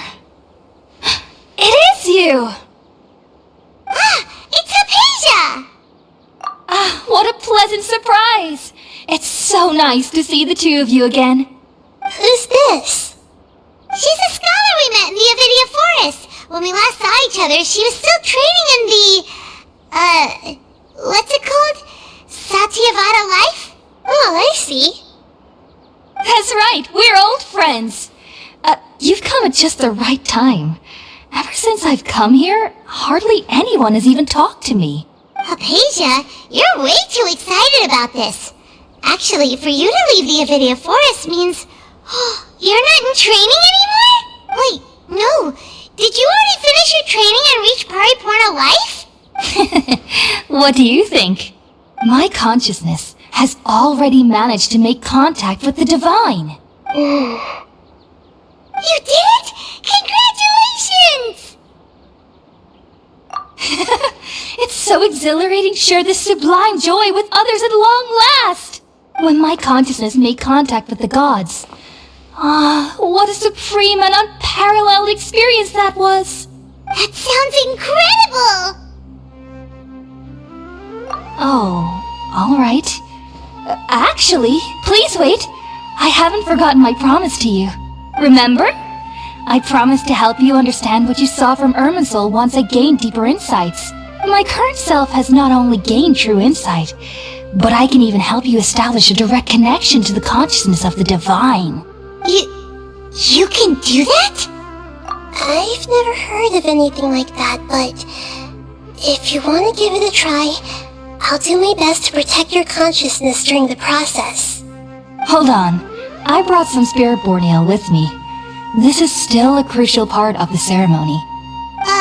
We're using that incense again? All right now. Hold my hand. I'll help you establish a pathway to connect your consciousness. Okay. Ready?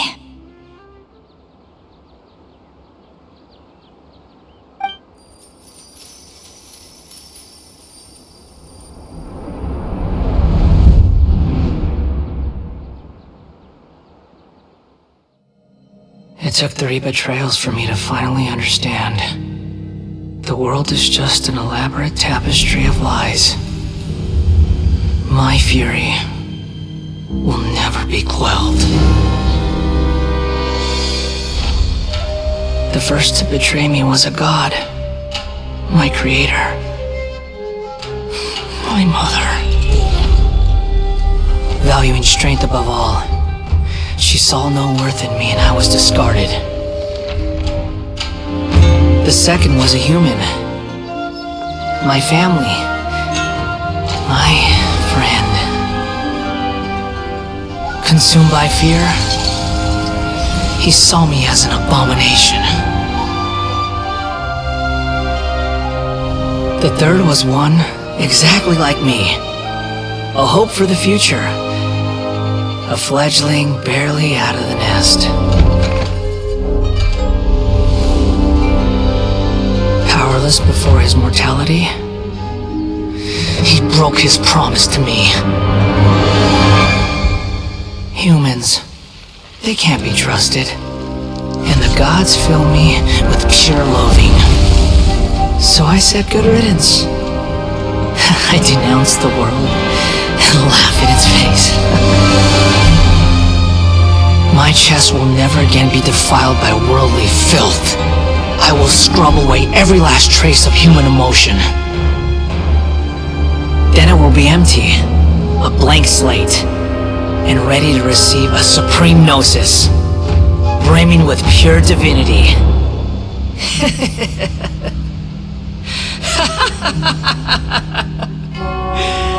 There is no need to fear. The pain will be brief. Your era is coming to an end.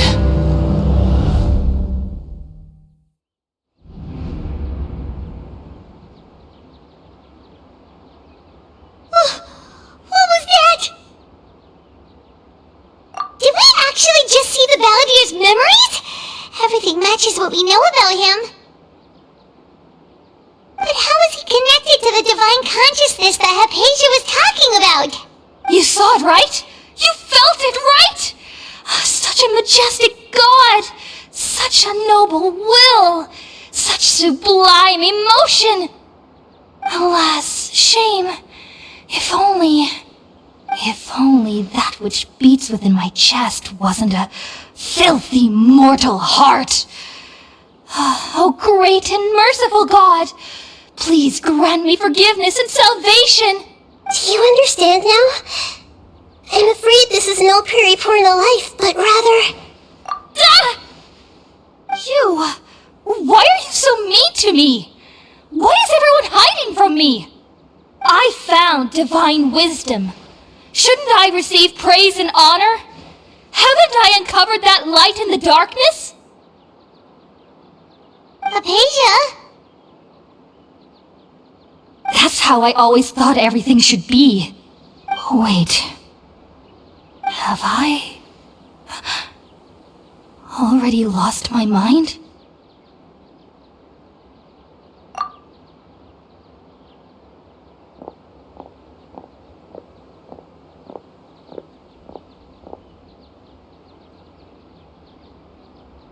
Wait, something isn't right!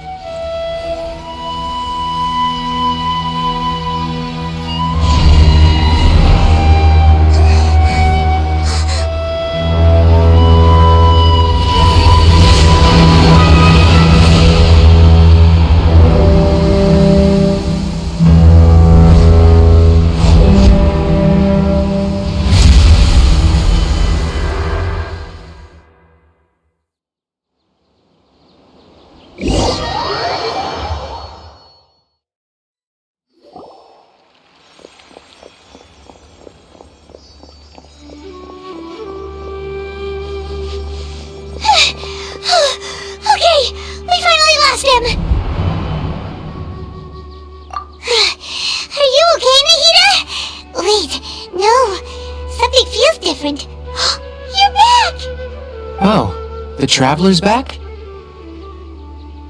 Nahida was controlling your body for a while.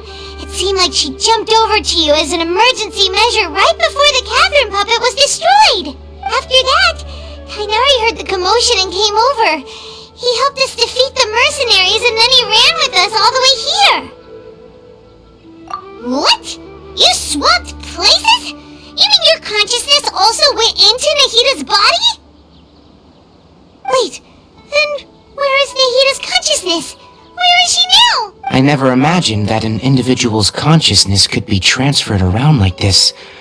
Had I not seen it with my own eyes, I would have never believed it. I don't think this can be achieved with current human technology. Also, while we were running, the consciousness in your body told me to pass on a message. She said, the doctor has found a way to trap my consciousness, so I can't journey with you anymore. But even in a moonless night, a shower of starlight can still drown out illusions and lies. Oh no! Nahida's trapped in the sanctuary of Surasthana for good this time! Was that message all she left for us? It's pretty vague. Oh, that makes sense! Since the doctor captured her, she won't be able to say anything without him knowing! She's being extra careful. Even in a moonless night, a shower of starlight can still drown out illusions and lies. Huh. Paimon knows the moon illusions and lies are from that alchemical divination at the Sub-Zero's festival. Didn't Nahida use a starlight analogy before? It had something to do with Sataria. Oh, that makes a lot of sense. Huh. Do you think Nahida was telling us to go find help in the desert? But she isn't with us anymore. Think we'll be okay? Paimon, you said Sanctuary of Surasthana, correct? Does this mean that this Nahida you're talking about, the consciousness who was occupying the Traveler's body, is the Dendro Archon? Your guess is correct, but the situation's a bit complicated, so it's really hard for us to explain right now. That's alright. A scholar's curiosity doesn't need to be appeased right away.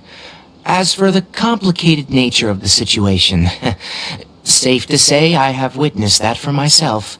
I've spent some time with you, and it looks like the Dendro Archon's also on your side. So, I trust you. Thank you, Tainari. That. All I know is that the project has something to do with the restoration of her... Huh? Did you see something? What? Do you have any evidence?